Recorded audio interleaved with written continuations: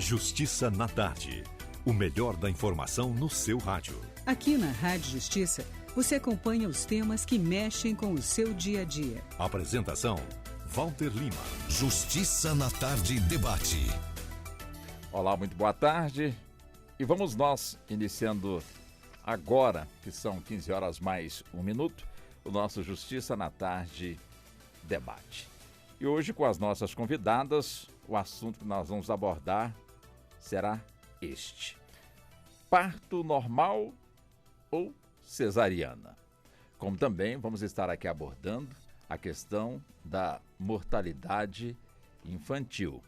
E a razão da mortalidade materna é um importante indicador de avaliação da qualidade da assistência à mulher no período gravídico, puerperal, e tem relação direta nas taxas de mortalidade infantil.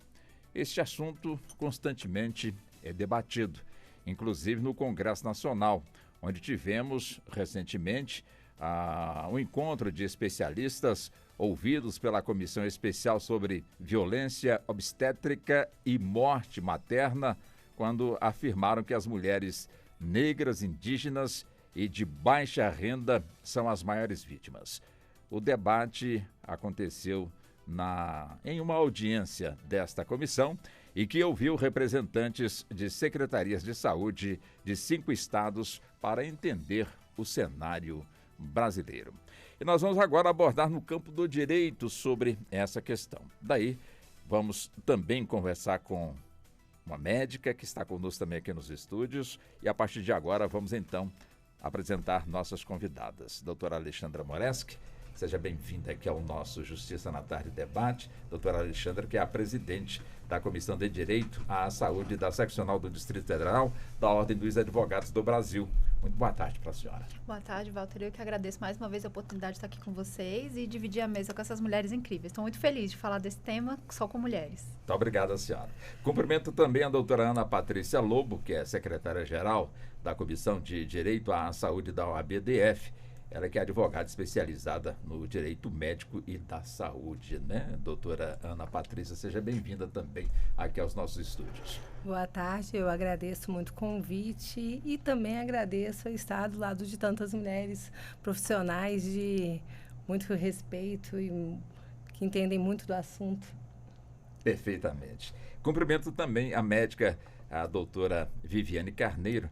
Ela que é ginecologista e obstetra, também conosco aqui nesse nosso Justiça na Tarde Debate da Rádio Justiça. Né, doutora Viviane? Seja bem-vinda também aqui aos nossos estúdios. Obrigada, é um prazer estar com vocês.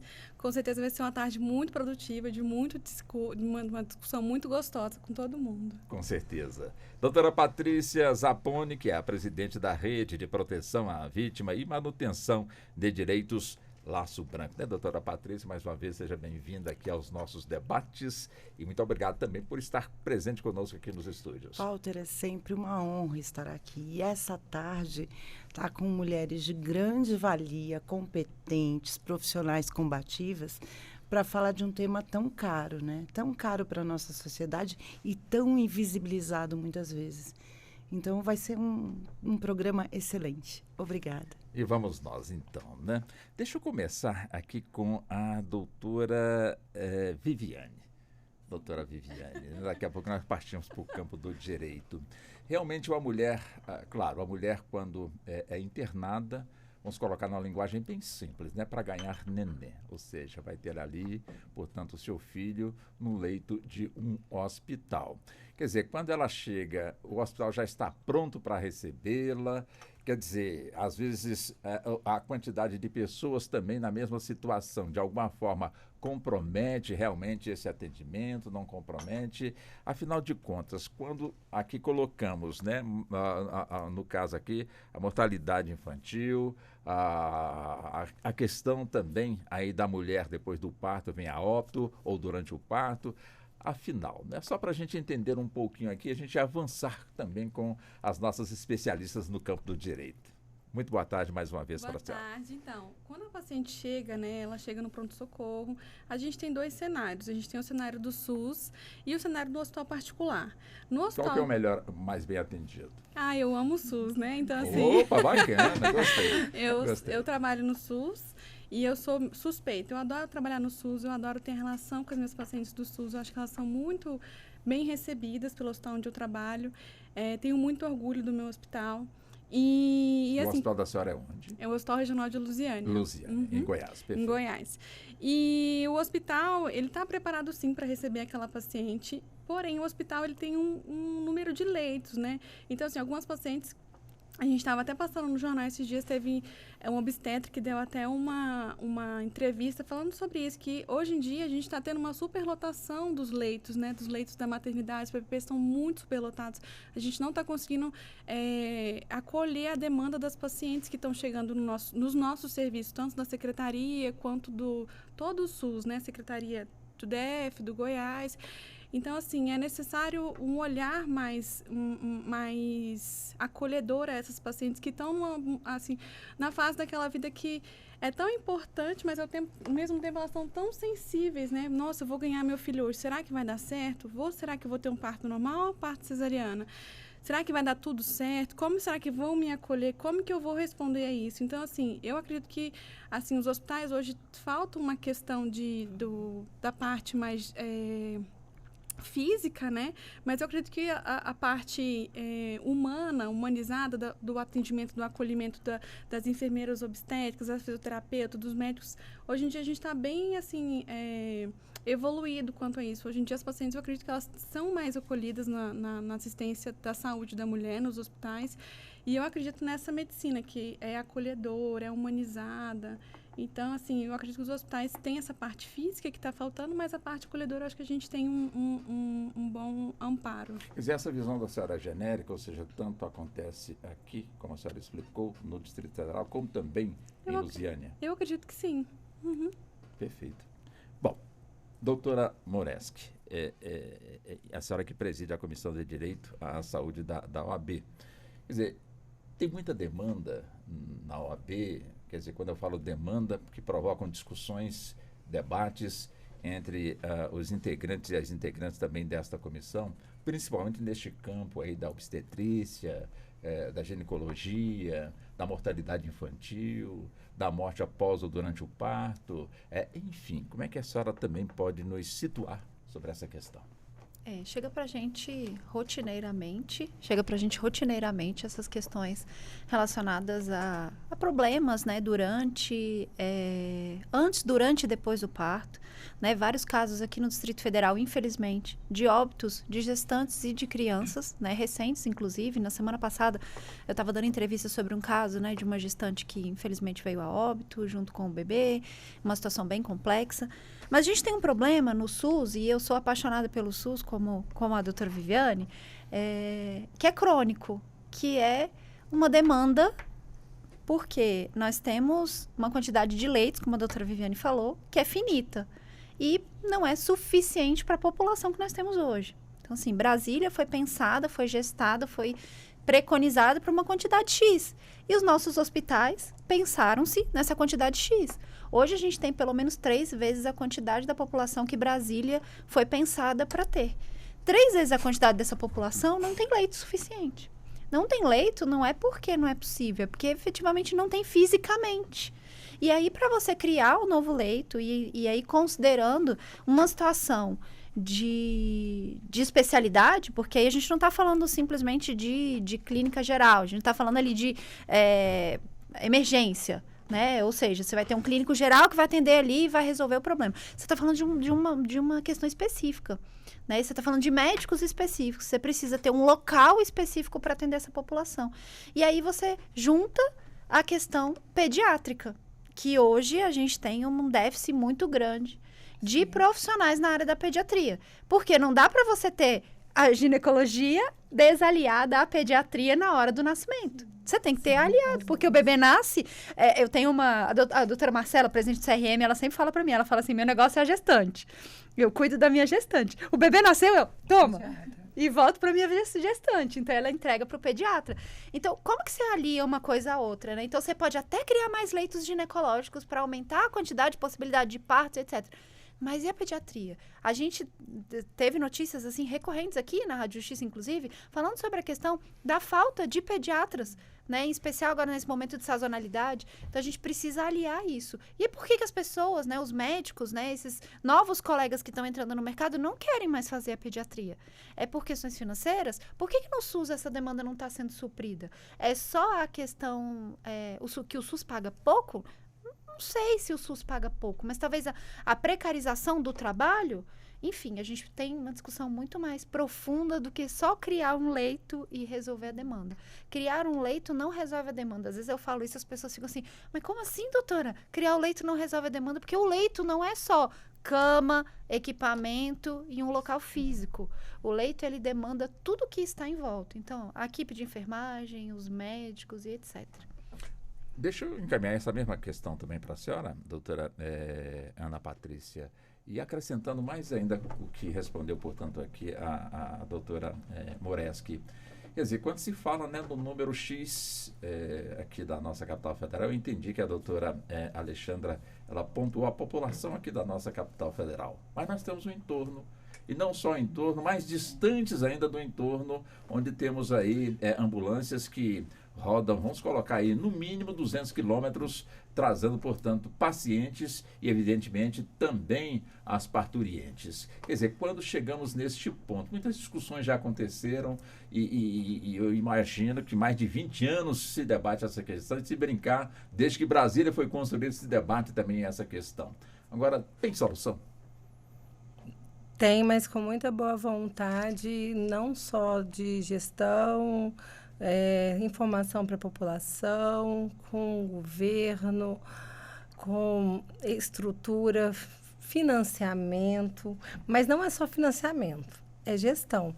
Porque quando a Alexandra colocou a situação da obstetrícia e também da pediatria, eu estava pesquisando, a área mais judicializada é a obstetrícia.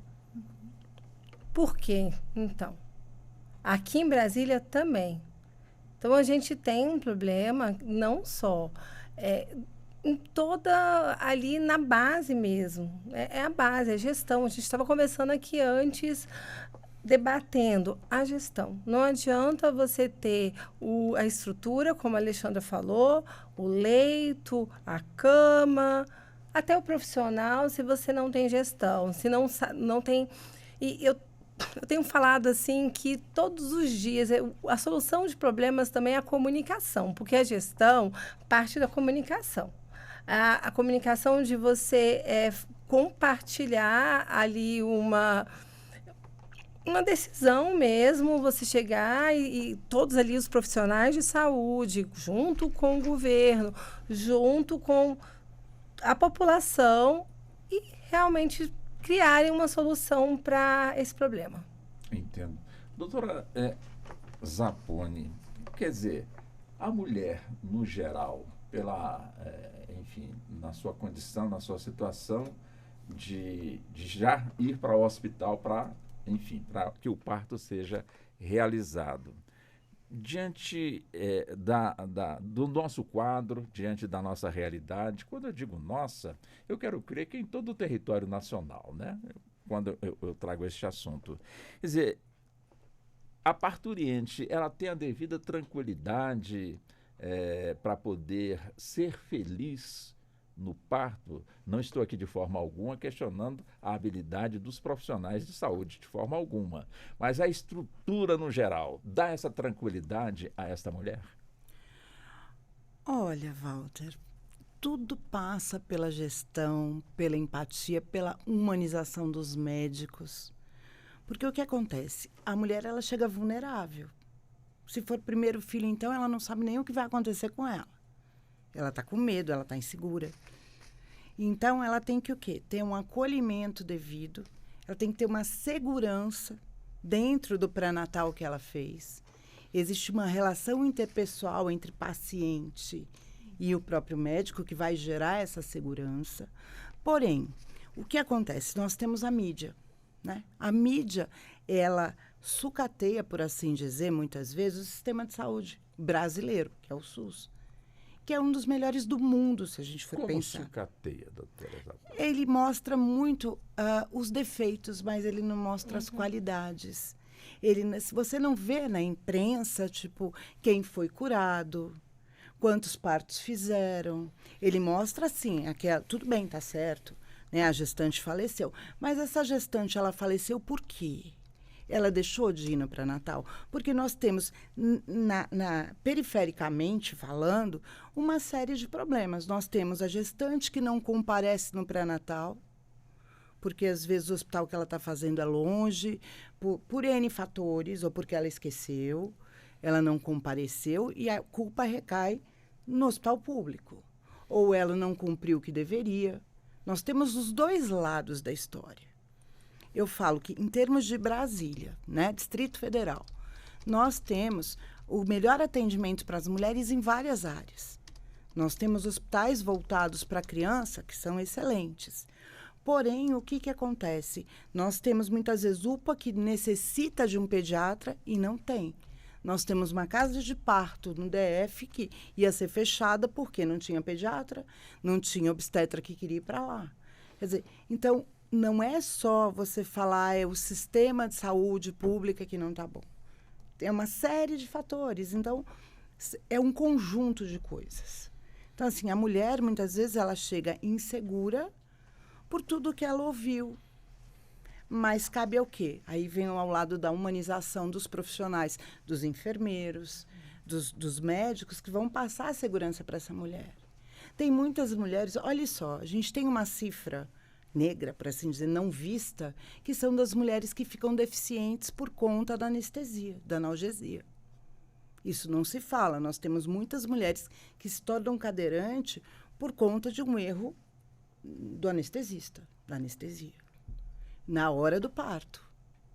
O maior número de mulheres cadeirantes em pesquisa que nós temos são de mulheres que foram ter bebê. Então, assim, ela vai segura, essa mulher ela vai insegura por tudo que ela sabe. E por quê? Porque ela já espera um atendimento não bom. Mas quando ela chega e vê um atendimento acolhedor, muda de figura, né? O fato dela poder ter uma acompanhante hoje junto com ela melhora muito. Então, são pequenos fatores e grandes ajustes que são feitos para essa mulher se sentir segura. Volto com a doutora Viviane. Quer dizer, no caso, o resultado de um parto feliz tem tudo a ver com o pré-natal, vírgula, porque também não se fala deste assunto, ou se fala pouco, ou se fala, ninguém fica sabendo, porque também não se fala neste assunto no pré-nupcial. Bom, o que é o parto feliz, né? A gente tem aquelas que a gente chama de partaço, né? A gente fala, é um partaço. Às vezes, para mim, um partaço, para a paciente, não foi um partaço. Aquele parto rápido, que deu sucesso, que foi tudo bem. Para mim, foi um partaço. Mas será que para aquela paciente foi um partaço? Será que ela sentiu muita dor? Será que o que ela esperava do parto foi o que aconteceu ou não? Então, assim, um parto feliz, para mim, pode ser um parto que deu tudo certo para a mãe, mas ela ficou assim, a desejar alguma coisa, ela esperou alguma coisa a mais aquele parto e para ela não foi, mas para mim aconteceu tudo bem. Então, assim, a gente tem que saber diferenciar o que a mãe achou do parto, qual foi a experiência da mãe para o parto que aconteceu com sucesso. O neném nasceu bem, nasceu no tempo, o bebê não teve nenhuma intercorrência durante o parto, né? Então, assim, foi tudo de acordo com o que a gente espera que seja o parto. E também a gente tem que saber diferenciar aquele parto feliz, que é um parto que a paciente almejou um parto normal, é um paciente que almejou um parto cesariano. Então, o parto feliz é uma coisa bem ampla, né?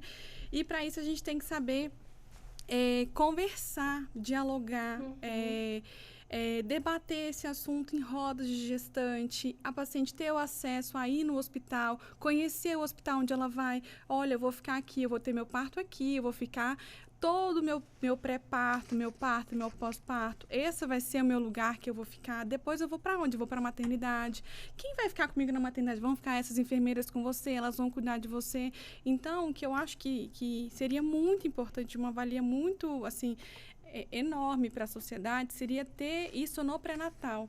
Infelizmente, a gente não tem isso da paciente ir no hospital, conhecer o hospital que ela vai dar à luz. A gente tem isso no particular. Hoje em dia, as mulheres do particular têm isso, de você visitar uma maternidade e ver assim, eu amei essa maternidade dos meus sonhos.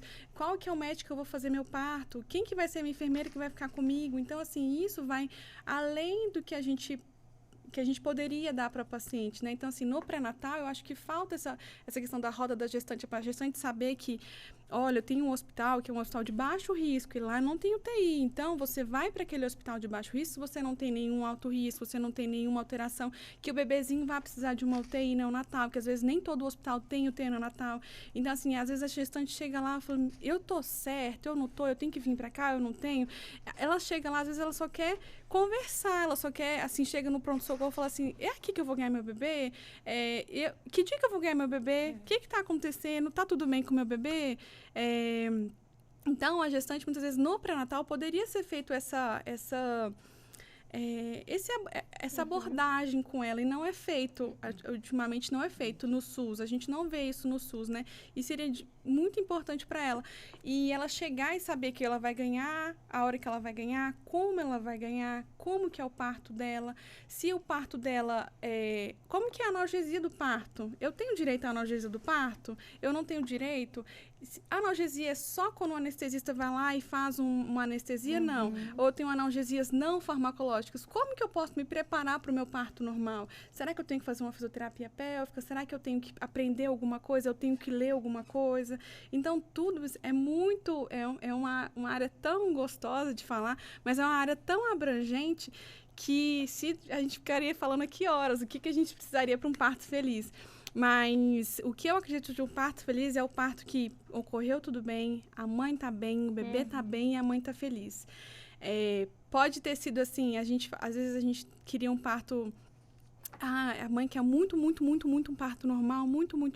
A gente luta por aquele parto, a gente vê uma alteração ali, o bebezinho entrou em sofrimento, o bebezinho não tá descendo, a gente orienta, a mãe fala, não, eu quero parto normal. A gente tenta, não dá certo, vira uma cesariana. A mãe ficou feliz? Doutora, eu tô muito feliz, meu parto deu certo, meu bebezinho tá bem ótimo. Agora, se a mãe fala assim, doutora, eu tô muito triste, não foi o que eu imaginei, isso rasga com o nosso coração, a gente fica tão chateado, porque a gente pensa, meu Deus, será que eu errei alguma coisa? Será que eu deixei passar alguma coisa? E às vezes não, às vezes o parto cesariana, eu falo que é uma via que salva vidas. Então, assim, quando é bem indicado, ele salva vidas, mas a gente tem que pensar muito antes de indicar uma cesariana, para também ver o lado da mãe, né? Esses dias eu estava com uma paciente que a gente estava acompanhando porque quando chega no hospital, a gente não faz o pré-natal. Então, quando a paciente chega para mim, é uma surpresa, né? É uma caixinha de surpresa que a gente fala. A gente olha o pré-natal, não tem exame anotado, não tem ecografia, não tem... Fez, sei lá, 3 consultinhas de pré-natal. Eu falo, meu Deus, o que vai aparecer, né? Aí a gente começa a acompanhar, conversa com a paciente, entende mais um pouquinho da vida dela, das doenças, o que ela tem. E aí a gente vai acompanhando. E essa paciente, isso que a gente fala da humanização, a gente conhecer a paciente, pouco de tempo que a gente tem, né? E essa paciente falou assim, doutora, eu não quero cesárea, porque eu sou sozinha, sou eu e meu marido, não tem com quem cuidar de mim, não tem quem me dar assistência pós-parto. E eu falei assim, olha, seu parto normal não tá fluindo, seu bebezinho tá com bradicardia, ele fez cocô na barriga, ele tá em iminência de sofrimento fetal, tá dando indicações que a gente tem que optar pela cesariana. Ela chorava, falei, meu Deus do céu. Mas, assim, aí a gente conversou com ela, e aí, no final, ela, nossa, doutora, muito obrigada, eu tenho certeza que foi melhor. E a gente acionou o assistente social, para o assistente social dar o apoio para ela. Aí eu falei assim, olha, você vai ficar no hospital o tempo que você precisar. Se você precisar ficar aqui no hospital 4 ou 5 dias para você conseguir amamentar o bebê, ficar bem, conseguir andar, deambular, fazer suas coisinhas do dia a dia, você vai ficar no hospital, a gente não vai te dar alta. Porque é um caso excepcional, né? A paciente não pode se sentir sozinha. Pronto, vou fazer sua cesárea, você se vira. Se você não conseguir alguém para te ajudar, pronto. E não é, tem que ser assim. Eu acho que o parto feliz é justamente isso, a gente acolher a paciente, saber o que está acontecendo, ver o desejo dela e entender o que a paciente almejou pelo parto dela. Doutor Alexandre, ouvindo a doutora Viviane, é tudo que a gente gostaria que acontecesse aqui no nosso país, né? Com certeza temos ilhas de acontecimento, a doutora Viviane expressa isso de fato muito bem, né? Principalmente, começando aqui quando disse a doutora Zapponi, quando a mídia, de certa forma, ela sucateia o serviço de saúde. Eu não tiro a razão da doutora Zapponi, quando ela coloca que a mídia, às vezes, publica ali, num parto que foi realizado, a criança veio sem a cabeça. Ou seja, arrancar a cabeça da criança, ou então quebrar o seu braço, ou então a parturiente não suportou e veio, portanto, a óbito. Principalmente se a parturiente for uma mulher negra, vai sofrer mais ainda, às vezes sem até anestesia. É o que a gente ouve, lê, acompanha, tudo isso. Agora, eu pergunto justamente à senhora, a judicialização, que também aqui foi colocada, ela acontece mais no pré ou no pós-nascimento? Diante da experiência, das discussões da comissão, do trabalho que a OAB realiza? Normalmente no pós, né? Porque é quando efetivamente essa gestante vai entender que ela teve um direito violado, né? Principalmente quando você fala ali das questões de violência obstétrica e etc. Ela só vai entender muitas vezes que sofreu uma violência obstétrica quando ela conversa com alguém, quando ela conta a história dela para alguém, ou ela só vai entender que ela sofreu alguma questão de violação de direito quando ela baixa a adrenalina e aí ela, opa, pera, agora eu vou pensar sobre isso, né? Porque os primeiros dias do bebê nascido é muito difícil para a mulher, né? Todas nós aqui, não sei se todas foram mãe, mas pelo menos eu e a Zapponi fomos. É difícil os primeiros dias, é complexo, os primeiros meses, inclusive, né? Até você se adaptar a toda essa rotina, tudo aquilo que muda tudo na sua vida, o seu corpo muda, a forma de você lidar com tudo aquilo muda. Então, quando baixa, é que é o momento que ela vai pensar, opa, agora eu vou procurar um advogado, agora eu vou pensar sobre os meus direitos. Mas queria fazer só um acréscimo aqui sobre a fala da doutora Viviane, que eu acho que foi bem importante, sobre a questão do planejamento, né? Infelizmente, hoje no SUS, a gente não tem plano de parto. Isso é tão importante. Isso só não se usa, né? Porque aqui eu não vejo. Brasília aqui, vocês conseguem usar lá? Porque aqui não. Não, aqui também. A paciente, ela faz o plano de parto normalmente é com a doula ou com a enfermeira obstétrica. E aí ela chega com um plano de parto pra gente fazer. No pré-natal não é estimulado o plano de parto. Isso. Mas com doulas, com a enfermeira obstétrica, elas conseguem ter acesso ao plano de parto. A única questão do plano de parto que eu acho que as pacientes, assim, né? É aquele negócio que eu falo pro meu lado, porque eu acho que as pacientes... quem faz o plano de parto normalmente não é médico, são as doulas. Eu acho que elas não são bem orientadas, entendeu? Então, muitas vezes elas deixam assim, eu não quero que faça o colíriozinho do olhinho do meu neném. Mas será que ela sabe para que serve aquele colíriozinho do olhinho do meu bebê? Eu não quero... eu não quero analgesia... vamos supor, eu não quero analgesia de hack do anestesista. Mas se for necessário, será que ela não queria realmente? Então, assim, tem várias coisas que eu acho que elas não são bem nesse sentido que eu acho que o plano de parto não é bem feito. É nesse sentido, entendeu? Que eu acho que o plano de parto não é bem feito. Por quê? Se você tem uma doula ou só uma enfermeira obstétrica e você não tem a participação de um médico para trazer a informação, esse plano de parto é inválido. É inválido. Porque, na verdade, o plano de parto. Porque, na verdade, ela não foi devidamente esclarecida. Isso. Ela não sabe. Então, assim, deveria ter ali, talvez, e é a minha ideia, né? Por quê? No particular, o plano de parto é feito por quem? Pelo médico. Pelo próprio médico. Pelo É aquele que vai paciente. fazer o parto. Então, ele esclarece sobre a questão do colírio, ele esclarece sobre o famoso episiotomia, se não pode, enfim, toda aquela discussão. É importante, não é? Não pode. Você quer? Mesmo que não possa, você quer, é uma coisa que você permite que seja feito, vai estar lá. Pela autonomia do paciente, o médico vai ter que seguir aquilo. Mas por que no SUS, quem faz isso é a doula e a enfermeira obstétrica? Tá errado. Esse plano de parto é inválido. Então, é nesse ponto que eu acho, que eu falo que não há aplicabilidade do plano de parto. Porque você trazer isso, né, para essa paciente poder entender, inclusive, na hora do parto, e eu falo isso, eu tive meu filhinho com 10 anos atrás, né? Era outra realidade. A gente nem pensava em plano de parto. Ninguém dizia assim, você pode escolher. A única coisa que eu quis escolher foi, eu não tenho parto normal. Sua autonomia. Por minha vontade. E o meu médico falou, tudo bem, a gente não vai ter parto normal. Porque eu tinha alguns traumas por conta do parto da minha mãe, dos meus 2 irmãos que eu vivenciei. E um dos partos da minha mãe teve que ser feita aquela manobra que vira o bebê, né? E eu fiquei doida, desesperada, porque o médico enfiou até aqui. O braço, assim, pra quem não tá vendo, ele enfiou o braço até o cotovelo dentro da minha mãe. Nossa. E eu do lado dela vendo tudo aquilo. Eu falei, nunca na vida eu vou ter um filho. Quando eu fiquei grávida, eu fiquei em pânico. Eu falei, meu Deus, vou ter que passar por esse parto horroroso. E aí, a primeira coisa que eu falei pro meu médico, eu não tenho, pra mim, pode dar anestesia, pode. Eu tava plenamente consciente. Ele me orientou, falou assim, você tem certeza? Eu falei, não, eu não quero nem cogitar entrar em trabalho de parto. Mas eu fui bem orientada.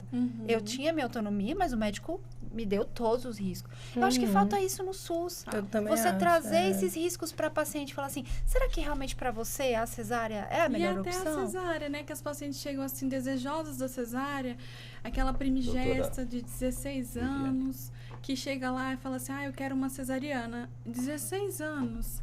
Aí você fala, você tem uma vida inteira pela frente, você vai ter mais filhos. E se a gente faz uma cesariana, a gente condena essa paciente, né? Para ter outras cesarianas. Quando a paciente tem uma cesariana, assim, lógico que a gente tem o VBAC hoje em dia, que a gente tem um parto pós-cesariana. Mas quando a gente tem uma cesárea, normalmente a paciente vira difícil, outra, né? Cesárea. E aí, com 2 cesáreas, no SUS a gente não faz parto normal com 2 cesáreas. Vira outra cesárea, a gente chama de interatividade. Vira outra cesárea.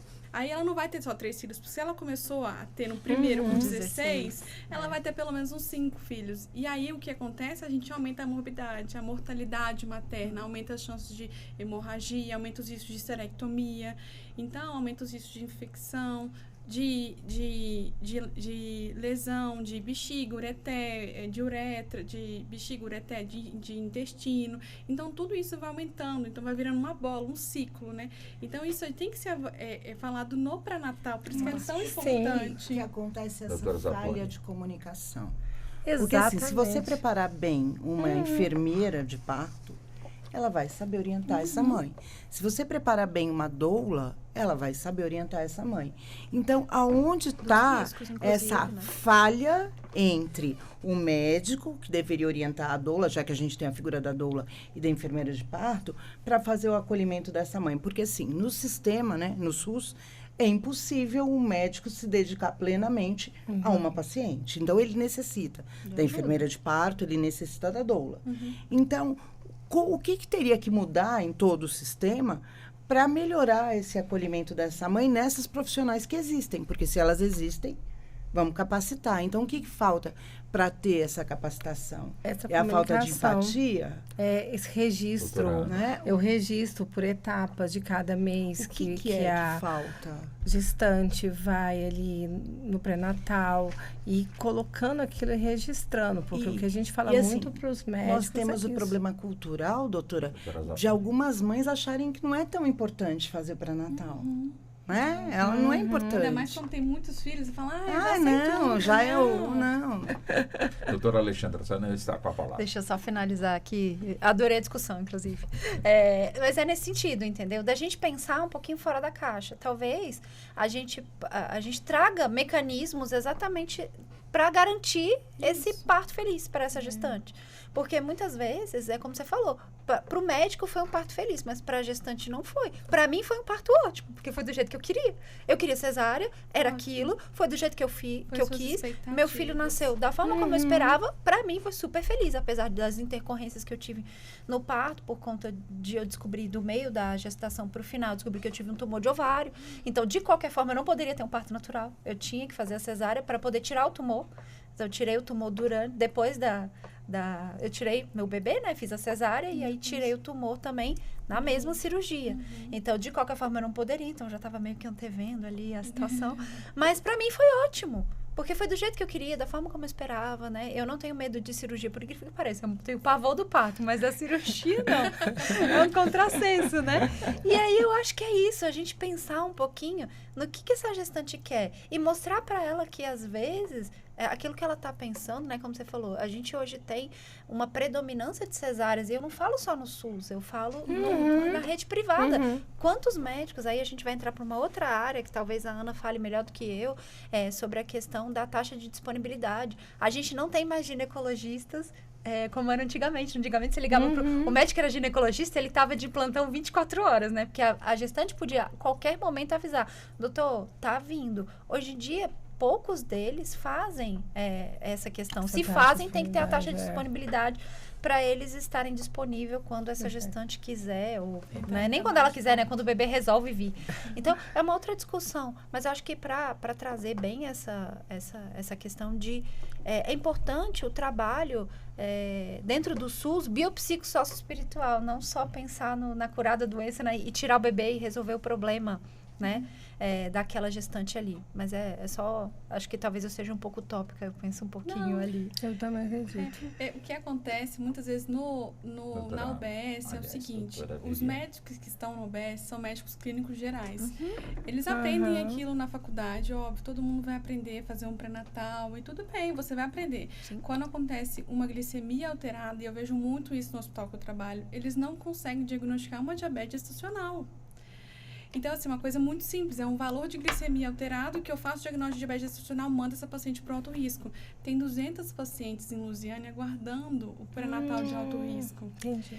Então, assim, ele chega para a paciente, ele não consegue fazer o diagnóstico. Talvez a enfermeira também não consiga fazer o diagnóstico, porque ela não foi ensinada para fazer o diagnóstico, só tem a enfermeira lá.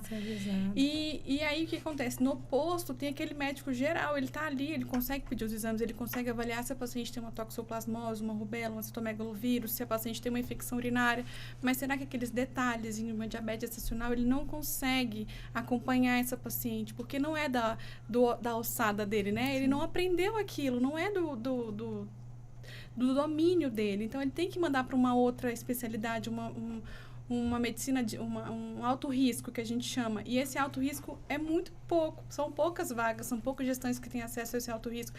E aí, vira uma bola de neve. Infelizmente, umas semanas atrás, eu tive um óbito fetal lá no hospital. E, assim, a pior coisa que tem no nosso dia a dia, óbito fetal e abortamento. Por mais que a gente veja isso, eu não consigo ainda lidar, é muito difícil dar essa notícia, é muito difícil falar, abordar isso com a mãe, muito, muito, muito, muito difícil. E eu sempre chamo a ajuda da psicóloga, porque eu acho muito difícil abordar isso com a mãe. E aí era um bebezinho macrossômico, um bebezinho de mais de 4 quilos, com 37 semanas, e ela tinha 4 dias que ela não sentiu o bebê mexer. O bebê provavelmente teve uma hipoglicemia, e aí o bebezinho foi a óbito por uma alteração da glicemia, e a mãe com certeza tinha diabetes gestacional que não foi diagnosticada no pré-natal. E a gente fica pensando, gente, será que se ela tivesse sido diagnosticada, tivesse feito o controle da glicemia, tivesse ficado internada no hospital durante, 5 dias, isso não ia custar nada, e custariam pro dinheiro, financeiramente, não ia custar nada, mas custaria a vida, né? Custaria o bebezinho dela, que estaria na mão dela hoje, não tá. Por uma falha do nosso sistema. Infelizmente, a gente tem, com dor no coração, a gente lida com essas falhas do sistema e a gente fica matutando, meu Deus, o que tem que ser feito? O que a gente pode fazer? Mas eu sempre deixo meu telefone e falo assim, para as pessoas que trabalham em posto, né? Muitos colegas do meu trabalho falam, qualquer coisa, você me liga, me manda mensagem. E a gente na medicina é assim, um ajudando o outro. Eu mando mensagem para um endócrino, mando mensagem para outro, mando mensagem para o infecto. Me ajuda, socorro, porque a gente não sabe tudo. E a medicina é isso, é muito ampla. A gente tem que saber, ter a humildade de saber. Eu não sei sobre isso, eu vou pedir ajuda, porque não é de mim saber, né? Então, acho que falta isso. Doutora Ana, a senhora está com a palavra, né, que foi colocado, como pontuou aqui a doutora Moreski, né, sobre a questão aí dos médicos. Eu também acrescento a questão, já que foi colocado aqui também, e eu tenho certeza que as pessoas que estão nos ouvindo, por mais que se fala na facilidade do atendimento, muitas das mulheres têm muita dificuldade, principalmente nos exames. Chega para marcar um exame que é para ontem, marca para daqui uns 3 meses e olha lá. Mas o exame tem que ser rápido. Ah, é rápido, então vamos lá, né? Mas infelizmente aqui nesse hospital a máquina está quebrada, o equipamento não funciona. Vou ver se eu consigo marcar para um outro hospital. É evidente que temos aqui um bom número de hospitais e postos de saúde, mas essas dificuldades, infelizmente, é a nossa realidade e eu tenho certeza que o reflexo também chega até a comissão que a senhora integra, que é a Comissão de Direito à Saúde do OAB aqui da Capital Federal, doutora Ana. Tá, vamos ali começar primeiro eu falo assim, pela dor do médico, porque todo mundo fala da gestante, mas também não fala do médico, né?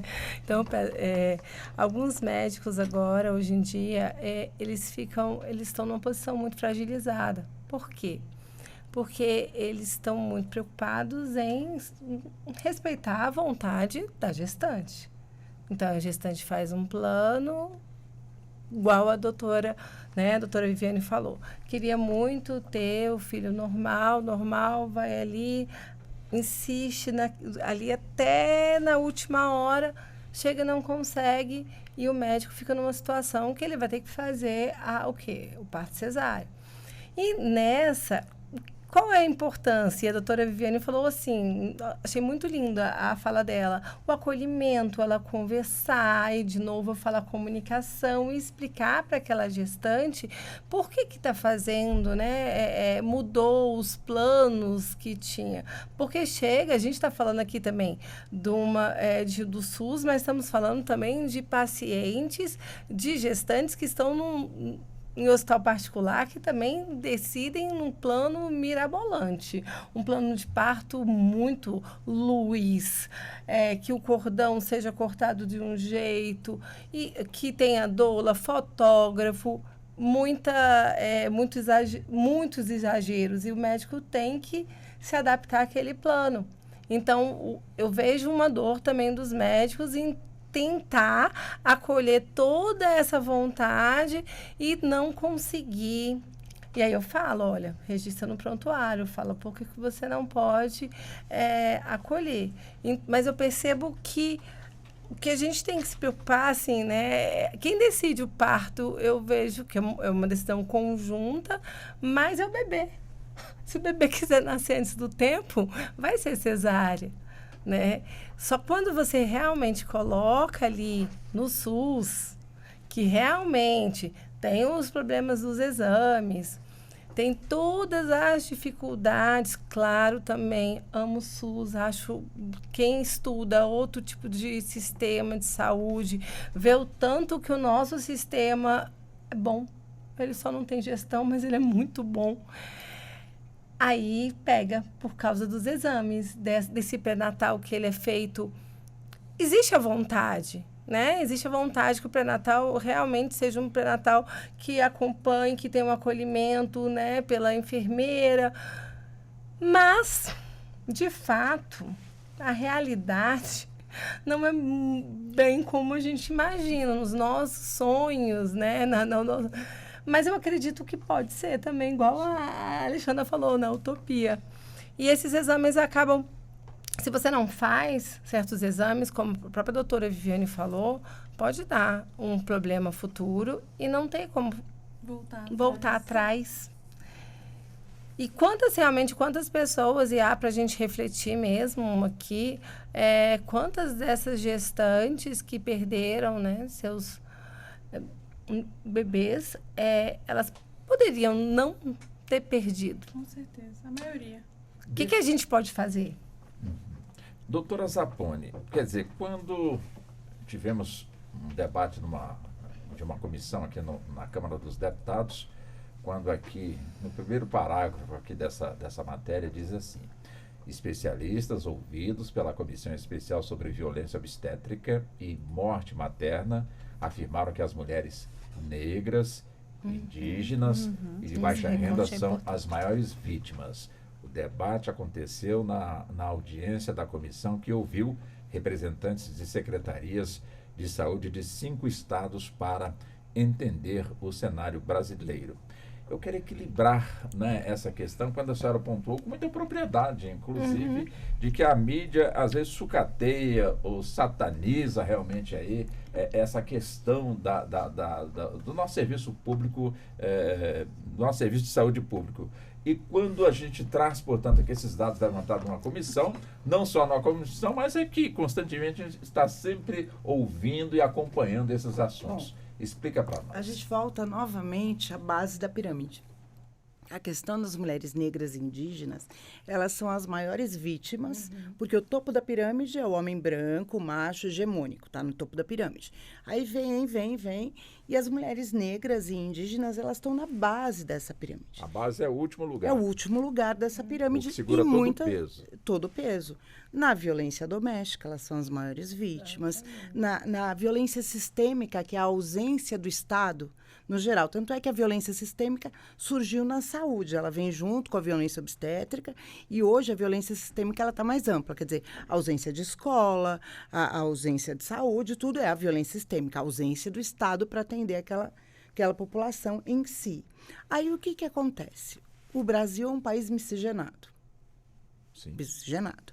Porém, as pessoas que ainda têm menos condição social e de acesso e de conhecimento são as mulheres negras e as mulheres indígenas que continuam nessa base da pirâmide, no último lugar da pirâmide.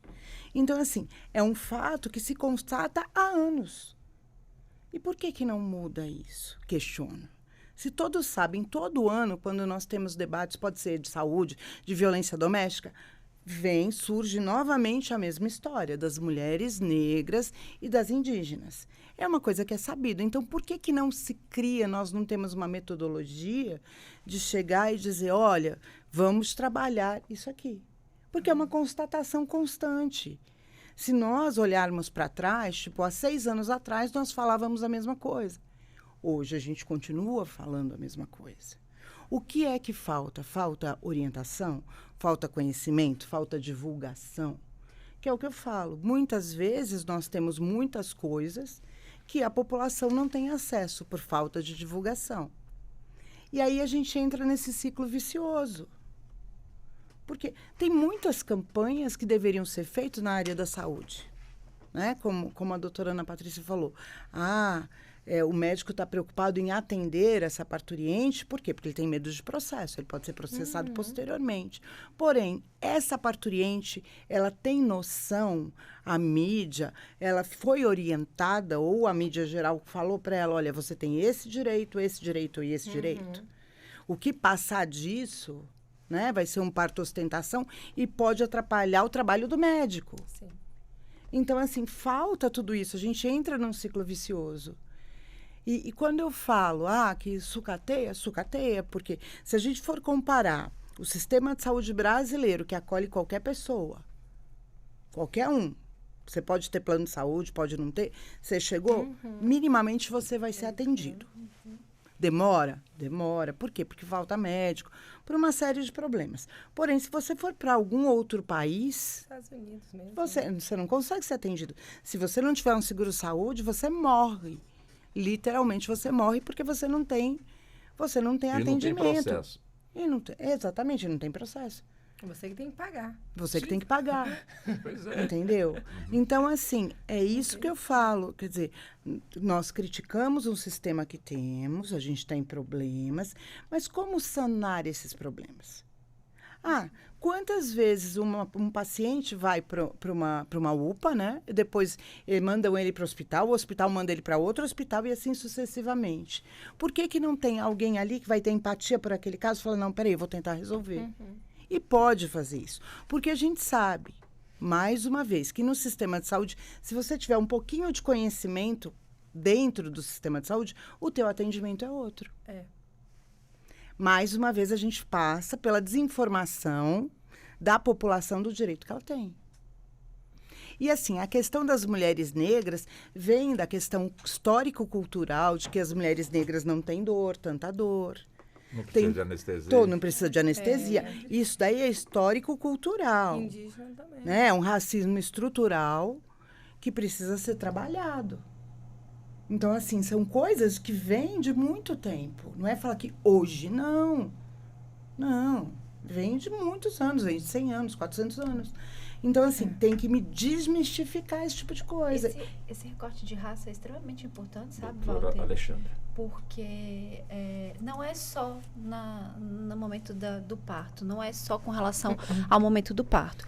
Mulheres negras, em geral, demoram muito mais para serem atendidas nos hospitais. E eu não estou falando só do SUS, tá, gente? Eu estou falando de hospital público ou privado. Eles demoram mais para aplicar anestesia, demoram mais para dar analgesia, por causa desse racismo estrutural de que se entende que a pessoa da raça negra, né, que é negro, não sente dor. Principalmente as mulheres. Existe esse então, mito. existem estudos nesse sentido. E aí eu não estou falando só de SUS, eu estou falando de um racismo contexto geral. Isso é assim, muito sério. Walter, existem, por exemplo, uma Secretaria da Mulher, quando vai falar do ambulatório da mulher, da clínica da mulher do DF, quando você pontua, olha, a gente tem que ter uma clínica para mulher negra, né, um departamento para mulher negra, um departamento para mulher trans, um departamento para mulher deficiente. Muitas vezes o gestor chega para você e fala, não, mulher é mulher. Não, nós temos as especificidades. Uma mulher negra, ela tem anemia falciforme, ela tem roxo. Doutora?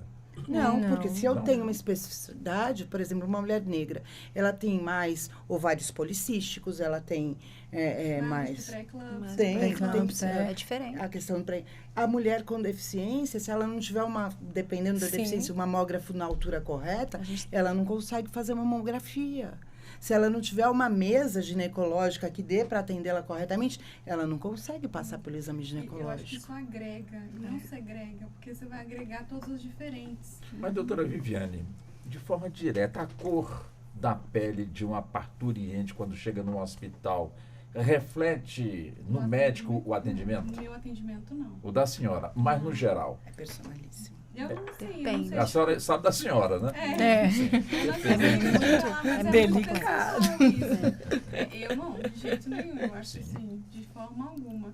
Mas onde eu trabalho, eu não vejo isso acontecer. Onde eu trabalho, a gente vai tratar as Mais uma vez, iguais. ela trabalha no Hospital Geral de Lusiânia, Goiás. Onde eu trabalho, eu acho que não existe isso.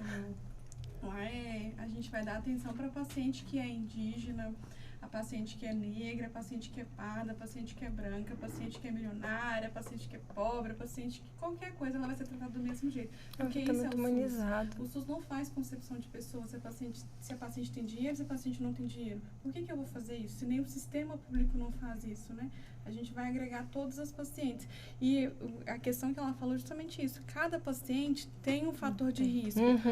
O indígena tem um fator de risco, o negro, o africano, justamente da anemia falciforme. As mulheres negras têm maior chance de pré-eclâmpsia, então elas têm que ter um olhar mais aguçado para isso, que elas não têm no pré-natal. Então, assim, é muito importante ter essa diferenciação e agregar todas as diferenças para que juntos a gente consiga dar o que cada um merece, cada um precisa, né? É isso que está previsto na nossa Constituição. É isso que eu ia perguntar. Equidade. Então tá na lei. Equidade. Tratar os iguais como iguais, os desiguais como desiguais. Quer dizer, mas não é uma questão de interpretação? Não. Não? É literal. Sim, É literal. E o que tá faltando Equidade justamente é tratar para os que desiguais. o que está sendo posto Política aqui, pública que funcione. Gestão pública Gestão que tenha pública que vontade de aplicar as políticas públicas. Na verdade, a vontade Gestão. política é gestão.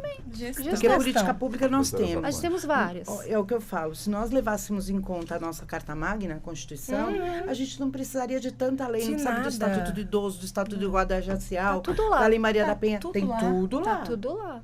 É uma redundância as outras Você não leis. precisava ficar fazendo, né? O ECA. Não precisava, tá ali. Tá ali, tá na nossa Constituição Federal, de 88, que é uma Constituição humanista. Autonomia, tudo, Que respeitar. traz tudo no seu bojo. Só que falta o quê? Mais uma vez, eu sempre falo que a gente tem que colocar os gestores nos locais que eles têm pelo menos empatia pela causa. Mas fala em gestor, pelo menos faz o que se diferença. tem notícia é que gestores de alguns hospitais, pegando aqui Brasília mesmo, não tem nada a ver com a questão de saúde. É mais uma questão Política. de política, de enfim, não usando aqui palavras impróprias, mas a população sabe disso. Em alguns casos, na maioria dos casos, tem como a justiça interferir nisso? Doutora Zapone, doutora Ana, doutora Alexandre? Tem, mas o problema é existe quem interesse. tem essa coragem de intervir nisso. Porque uma coisa é a política pública que nós temos, que muitas vezes, por conta da política partidária, você não consegue ter acesso à política pública ou fazer a gestão da política pública corretamente. A partir do momento que eu chego, que eu tenho uma secretária, de uma secretaria X, que vira para mim e fala, mulher é mulher, então a gente não vai olhar cada caso como um caso, mulher é mulher. Era uma gestora que não tinha conhecimento de mulher, ela tinha conhecimento de educação, que é diferente, e de política. Então, olha só, é colocar as pessoas certas no lugar certo. Perfeito. Né? Na minha concepção, por exemplo, você vai ser administrador do hospital, você tem que ter feito uma administração hospitalar minimamente. Sim. Porque a administração hospitalar ela é diferente da administração Totalmente geral. diferente. Completamente diferente. Deixa eu garantir para a doutora Ana também sobre o que foi colocado até O que agora. você está falando realmente de gestão Doutora é muito Zapone. importante. Eu estudo gestão de saúde. Além de ser advogada, eu faço mestrado. E é totalmente diferente a gestão de um hospital. A gestão de um hospital, ela tem suas peculiaridades que quem faz outro tipo de gestão não vai saber. Tem regramento próprio, Tem. né? Desde material, compra de material, dispensação, como tudo. Acesso ali, ao TI. Tudo. Não só acesso ao TI também, desde evitar acidente, desde comunicação ali entre profissionais. Se você coloca uma pessoa que não tem conhecimento no hospital, não funciona. Infelizmente não funciona. Só que, para a gente mexer nesse setor, precisa de não só coragem, precisa de vontade, interesse e realmente todo mundo se unindo para que mudança. É o que falou, a gestão é que faz a mola de tudo caminhar. Mas um hospital público que a gestão é privada, funciona em termos de políticas públicas? Depende. Depende muito. Depende do gestor. Depende do gestor. Depende do gestor que ele está. Que tá ali, tá. Então, Da o empatia problema que ele tem, eu do estou acesso que ele observando está tem. na gestão. Sempre foi. O problema SUS são sempre foi pessoas. pessoas. Ó, eu vou dar um exemplo. Pois não, doutora Viviane. Ó, se eu tô num plantão, de dia não tem médico nenhum e à noite tem 4 médicos. É problema do SUS, do hospital ou da gestão? Que fez a escala errada. Quem fez a escala foi a gestão. Então, se eu tenho 4 médicos à noite, por que não ficou 2 à noite, 2 de dia? É gestão. Não, assim, claro que não é só assim, a gente também tem os lugares sucateados, a gente tem falta de muitos materiais, a gente tem, lá no Gama mesmo, ano passado estava toda aquela questão do box de emergência, Box daquele de emergência, medicamento, vermelho. que estava de fechar, fecha, não fecha, fecha, não fecha. Aquilo ali é um caos, o Hospital Regional do Gama, clinicamente. Mas se tiver uma boa gestão, resolve. Se tivesse uma boa gestão, eu acredito que resolveria grande parte dos problemas. Não é só a boa gestão, mas assim, a questão dos equipamentos, falta espaço, falta muita coisa, mas uma boa gestão já ajudaria. 50%. Eu penso que até a conscientização da comunidade de que aquele hospital é dele, que ele tem que zelar e cuidar por aquilo. Vamos fazer o seguinte, eu já estou muito nervoso. Realmente a situação é uma situação que, evidentemente, a gente levanta aqui de forma bem clara para o nosso ouvinte, devido justamente aqui, no caso aqui, a experiência e também os conhecimentos das nossas entrevistadas, fica fácil da gente poder compreender, evidentemente também de cobrar dos gestores essa questão. Mas nós vamos voltar daqui a pouquinho. Nós vamos tomar água até para a gente refrescar um pouquinho, acalmar, mas daqui a pouco a gente retorna e vamos dar sequência ao Justiça na Tarde Debate. Até já.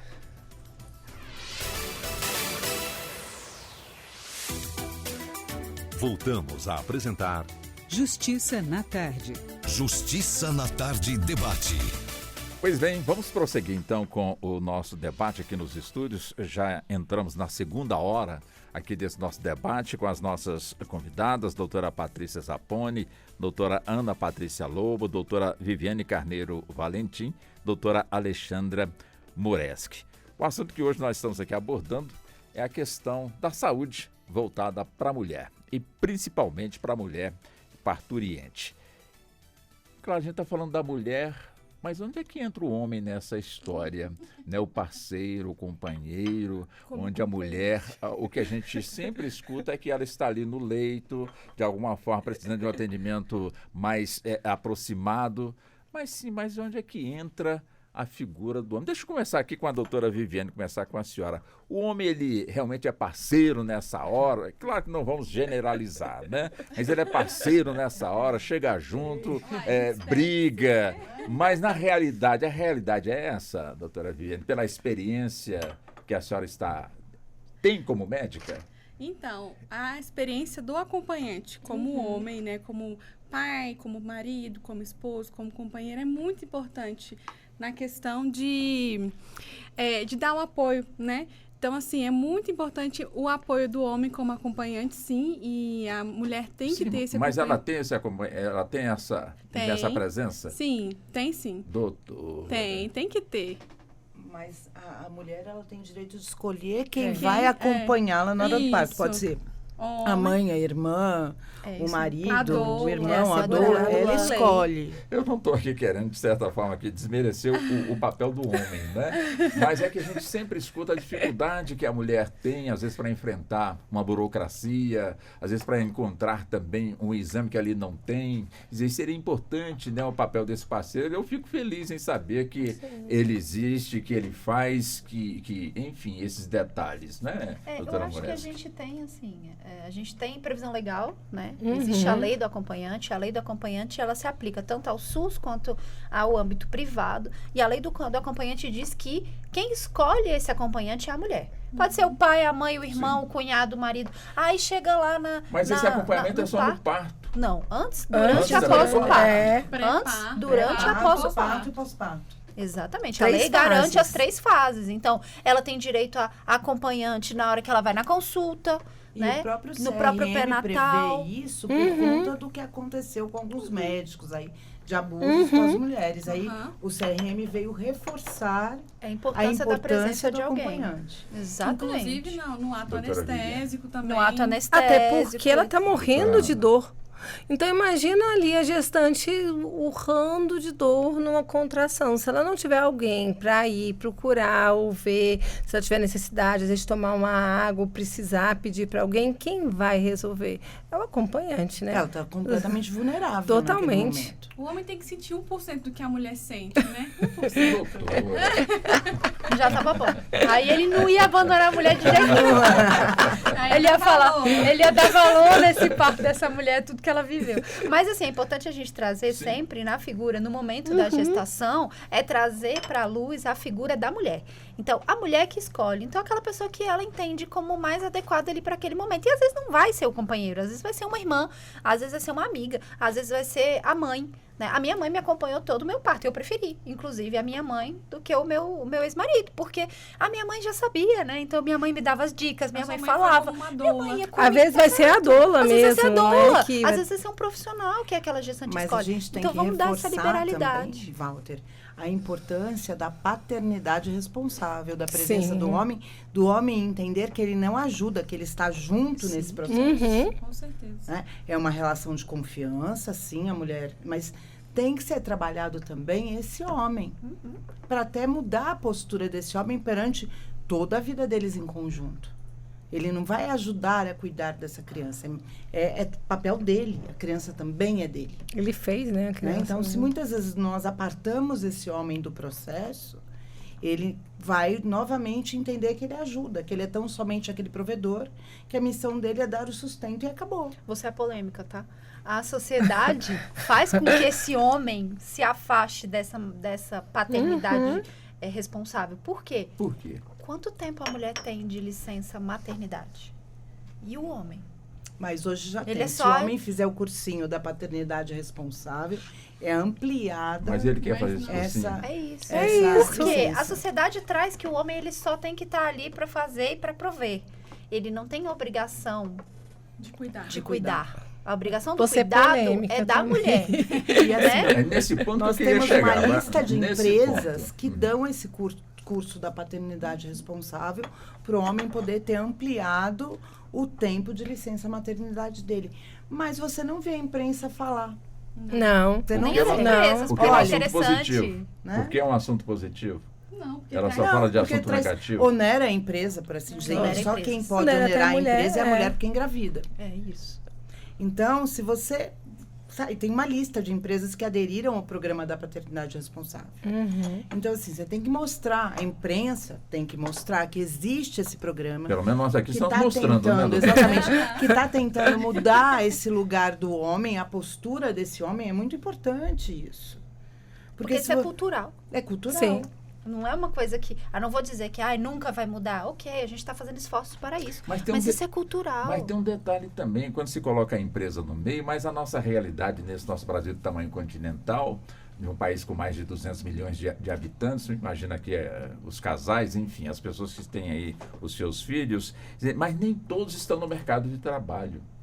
Pois E é. aí, aquele que está fora do mercado de trabalho, aquele que não precisa correr atrás de uma licença, porque está desempregado, mas ele tem que ir ali que se virar. Trabalho Mas informal, e aí? né? Temos também essa Aí a realidade. gente chama, qual é a estrutura familiar, a família disfuncional que este homem tem?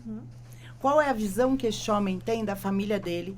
Qual a visão que esse homem tem deste filho que está sendo gerado? Mas e o que o Estado fez para que esse homem Aí é que pudesse tá. Aí a alcançar uma gente cai visão? na roda viva novamente. A gestão. A gestão. E aí, o que a gente pode fazer? No momento que essa gestante, ela vem para esse pré-natal, Baixo. ali vai ter um momento que o Estado pode agir. Se tiver uma boa gestão pública, uma boa aplicação das políticas públicas, o Estado vai ver, peraí, essa família é disfuncional. Peraí, esse homem não tem trabalho. Vamos chamar aqui a assistente social para poder encaminhar, quem sabe, para um curso, Nossa, para isso, perfeito. para aquilo. Aqui, aquele momento que a gestante procura, porque a gente acha que saúde, aí eu vou repetir de novo, saúde não é só não ter doença.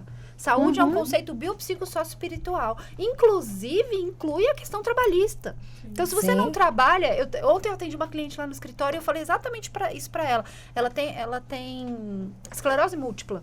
E ela tá com um problema muito sério, porque ela tá afastada do trabalho e o INSS não deu benefício para ela até hoje. Tem 3 meses que ela tá afastada, 90 dias já testada e até hoje ela não tem R$1 na conta. Então, ela não recebe do emprego e ela não recebe do INSS. Ela tá naquele limbo. Então, a gente vai entrar com a ação para poder fazer o INSS, obrigar o INSS a pagar. Eu falei, primeiro a gente vai resolver o dinheiro.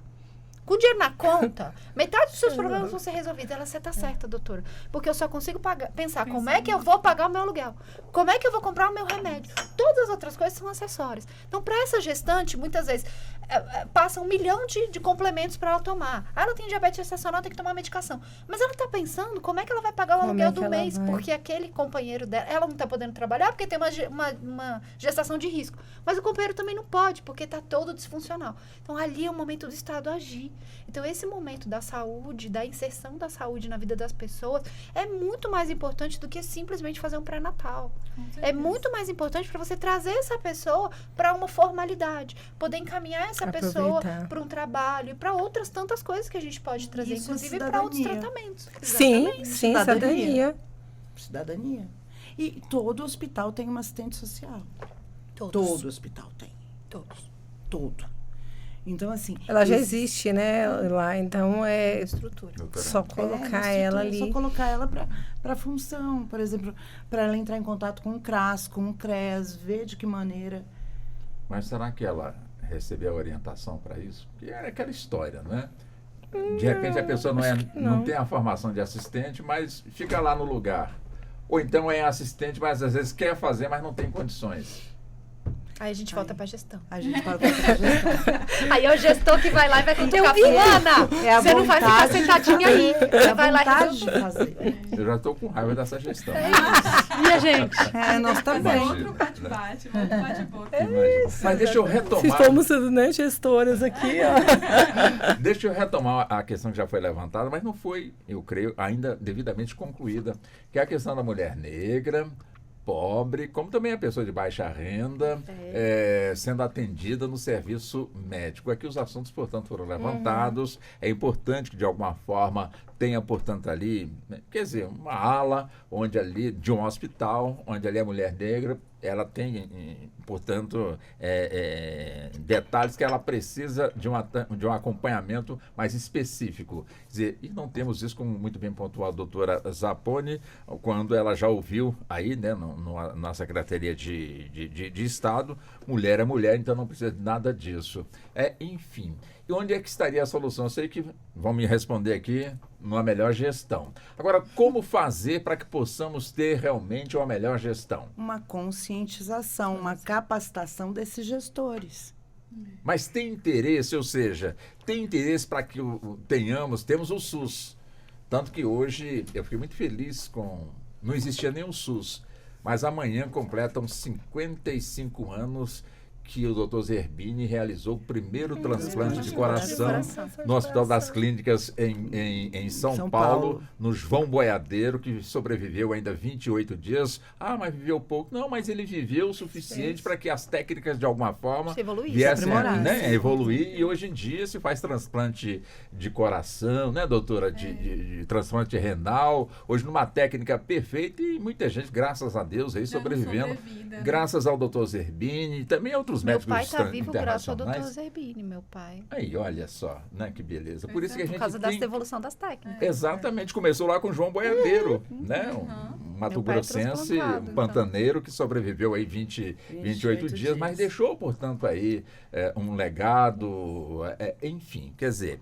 Mas essa questão realmente que nós estamos aqui levantando, quer dizer, a questão é gestão, é isso e aquilo, mas tem como a nossa legislação, o nosso parlamento, a população, de alguma forma, cobrar e outras coisas mais? Nós temos os conselhos de saúde, que são os conselhos sociais previstos na Constituição de 1988. O problema, aí a gente cai na pessoa novamente, é que o conselheiro, seja ele de saúde, da mulher, do que for, ele não entende que ele é um conselheiro fiscal da aplicabilidade da política pública.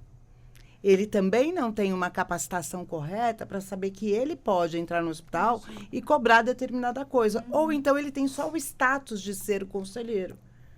Porém, ele não vai para dentro do sistema de saúde cobrar a aplicabilidade da política pública. Então, assim, a nossa população tem o direito da participação popular quanto conselheiro de saúde. Quer dizer, estão colocando um líder comunitário, o presidente de uma instituição, para cobrar o quê? A aplicabilidade da política pública. É papel do conselheiro ser o fiscal da política pública. Então, nós temos. O mecanismo existe. Então, falta o quê? Uma conscientização de que, olha, você é cidadão, você tem esse direito. O aparelho está quebrado não sei há quanto tempo. Por que está quebrado há quanto tempo? Vai lá na administração do hospital, questiona. Foi o que eu falei. Muitos não sabem que, supondo, se você precisar de uma agulha específica, se você precisar de algum procedimento específico que está fora e que o hospital não tenha, o médico tem o direito de preencher um formulário e pedir a aquisição dessa agulha, do que for necessário. Ele pode fazer isso. Ninguém precisa sair do hospital público para comprar lá fora, numa outra loja, e trazer para o médico. O médico tem essa prerrogativa de pedir para o hospital comprar. Porque existe um orçamento dentro desse hospital para essas atipicidades, para essas necessidades. Todo mundo sabe que isso existe? Não sabe. Vamos lá, doutora, só para fazer uma pequena correção, eu sou conselheira de saúde. Doutora Moreschi. Não é bem assim. O conselheiro não pode bater lá na administração do hospital e falar assim, vamos resolver. De uma maneira ampla. Vamos só explicar mas ele pode cobrar. Pode, mas eu vou te explicar assim como é que é a dinâmica de como funciona um conselho de saúde. E aí é importante a gente trazer esses recortes, né? Quando a gente traz recortes de gênero, de raça, de questões sociais, é o conselho de saúde que vai fazer com que essa política que não existe ou que existe seja implementada. Como? Eu tenho um coletivo lá de mulheres negras. A gente está vendo que está tendo muito problema com relação à gestação, etc, etc. Eu vou lá, me candidato, inclusive fica aberto aqui, vai ter eleição esse ano para vários dos conselhos de saúde, então fiquem de olho para a sua região, porque está tendo eleição para vários dos conselhos. Eu vou lá, me candidato, entro, faço parte do conselho. A cada 3 anos, existem as conferências no caso nosso aqui, regionais de saúde. A gente tem as conferências individuais e a gente tem a conferência nossa distrital, que aí nos outros estados do nosso país são municipais, são estaduais, nós só temos a distrital. Então, a gente tem a conferência regional, que aí é por cada região do Distrito Federal. Hoje nós temos 5 regiões aqui e juntou as 5 regiões, vai para distrital. O que cada um desses conselheiros faz? Tem essa conferência onde é criada a política pública. Então, eu vou virar... Dentro da discussão dessa conferência, quem cria a política pública é o próprio usuário, é o próprio conselheiro, aquele que está ali dentro daquela conferência. Então, eu vou lá e falo, olha, a gente precisa criar uma política pública de acolhimento para essas mulheres negras, porque a gente está vendo que tem uma quantidade muito grande de doença XPTO, ou a gente precisa criar um centro de referência para mulheres em situação de vulnerabilidade, para isso, ou para mulheres que têm problema com diabetes gestacional. Então, a gente precisa criar um centro de referência, porque muitas crianças estão vindo a óbito por conta de não conseguir descobrir a diabetes gestacional a tempo. É isso. Aí você chega lá, faz essa proposição. Essa proposição vai pro conselho, para a conferência distrital. Inclusive, a conferência distrital ocorre na próxima semana, dia 27, 28 e 29 de maio agora, vai estar acontecendo a nossa conferência distrital. São compiladas as proposituras de todas as regiões. Vai para a distrital. Na distrital, os delegados que saíram das conferências regionais decidem qual é a política pública mais importante para o governo do Distrito Federal. E aí ele pega essa política pública que foi discutido aqui, de idoso, de mulher em situação de vulnerabilidade, de negro, etc., e leva para nacional, que vai ser em junho, que também vai ser aqui no DF. Então, leva-se toda essa política pública para nacional. Por que isso é importante? Porque é importante a gente entender como que isso funciona. Porque a partir dessas políticas públicas é que se viabiliza a destinação da verba pública no governo federal. Então, o governo federal ele vai destinar mais verba pública para atendimento à mulher gestante se tiver uma proposição que precisa ter uma política pública voltada para a mulher gestante. Então, vai mais verba para lá, porque a população está pedindo isso. E sim, o conselheiro ele tem o poder de fiscalização, sim. Ele só não pode ir lá pessoalmente bater na porta e fazer, mas ele pode demandar o conselho regional da região dele, que vai oficiar, que vai cobrar do Conselho de Saúde do Distrito Federal, que nós também temos, que hoje aqui a presidente é a Giovânia, que é extremamente atuante, né? Então, assim, várias das questões aqui, é porque às vezes a gente fica nos bastidores, as pessoas às vezes não sabem, mas a questão do Instituto do Coração foi toda resolvida pelo Conselho de Saúde do DF, que atuou veementemente para acontecer. A questão das cirurgias de vitro, eu não vou lembrar o nome, gente, aquela que é o problema das pessoas que estavam ficando cegas por conta... Não era catarata, era uma outra doença específica que só estava fazendo no base e o base só tinha um aparelho e o aparelho quebrou. Então, as pessoas estavam ficando cegas por conta dessa doença específica, porque não conseguiam fazer o procedimento. Foi resolvido, foi comprado com dinheiro que estava destinado para outra coisa, redirecionaram a verba, porque essas pessoas estavam ficando cegas. Então, isso também foi trabalho do Conselho de Saúde. Nós temos aqui no Distrito Federal um Conselho Executivo Distrital da Saúde. Esse conselho faz parte quem? O TJ, TRF, a OAB... os Conselhos de Saúde, o Ministério da Saúde, Anvisa, é um grupo que se reúne a cada mês para resolver essas questões. Atualmente, nós estamos em teste sobre a questão da CAMEDES. O que é a CAMEDES, gente? É o Conselho de Mediação em Saúde. Então, sabe aquela dona Joana que chega lá na Defensoria Pública e fala, eu não consigo marcar uma consulta? Não vai precisar mais judicializar. Vai ter um sistema onde a Defensoria Pública vai lá, já existe esse sistema, já está em teste desde semana passada. Olha, secretaria, a dona Joana está há 6 meses esperando pela consulta. Resolva. Eles vão resolver. Às vezes é uma falha de sistema, às vezes é um sistema que não se comunica com outro. E desculpa, Walter, eu falei pra caramba. Mas é que eu acho que é um tema tá vendo que as pessoas quanta coisa que é invisibilizado para a população. É onde eu levanto esse assunto, mantenho esse assunto, doutora Ana. Quer dizer, felizmente, graças a Deus, temos aqui a Rádio Justiça levantando, portanto, este assunto, levando o esclarecimento para a população. Quer dizer, o que custa realmente avançar mais ainda no campo da publicidade, da divulgação, aproximar esses temas, como muito bem pontuou aqui a doutora Alexandra, para que a população realmente tome de fato conhecimento, doutora Ana? Debates para informar a população do direito delas. A informação dentro dos hospitais. Eu bato que a informação é a chave de vários problemas. É poder. A pessoa saber quais são os direitos dela, quais são os deveres dela, que é cidadania, igual a doutora mesmo disse, que é muito importante. Doutora Viviane. Quando a doutora Alexandra trouxe aqui o papel do conselho, saber que está sendo feito e está sendo feito hoje. Já tem a reunião da conferência já no mês que vem. Então, assim, aqui, hoje, nessa roda que a gente está conversando e trazendo informação para as pessoas. E mais está debatendo e falando, explicando para a gestante, explicando para as pessoas, explicando como elas podem ter acesso. Às vezes a pessoa me liga e é até engraçado.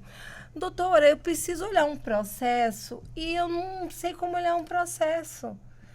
E, às vezes, assim, não me custa nada ensinar como faz, entra na internet. Ou eu preciso conseguir resolver um problema no INSS, que número que eu ligo? São coisas pequenas que as pessoas, às vezes, não têm informação. Informar, um povo informado é um povo que sabe quais são os seus direitos. Você tem que... Não trazer realmente esse poder para o povo, ele entender que sim, o sistema de saúde é dele, ele pode falar, ele pode perguntar, e mais pessoas também acessíveis, né? A doutora falou, a doutora Viviane falou do acolhimento. O acolhimento também, porque também se você tem a sua dúvida e você não é acolhido, fica difícil, né? Então, assim, esse acolhimento, eu tenho dúvida. Então, eu perguntei, conversei com algumas mulheres que fizeram o pré-natal e eu perguntei, como você se sentiu? Elas, senti, mas às vezes eu tive dúvida e eu não tive coragem de perguntar. Então, as pessoas têm... Por que as pessoas têm medo de perguntar? Talvez porque elas não têm alguém ali para ouvir e acolher.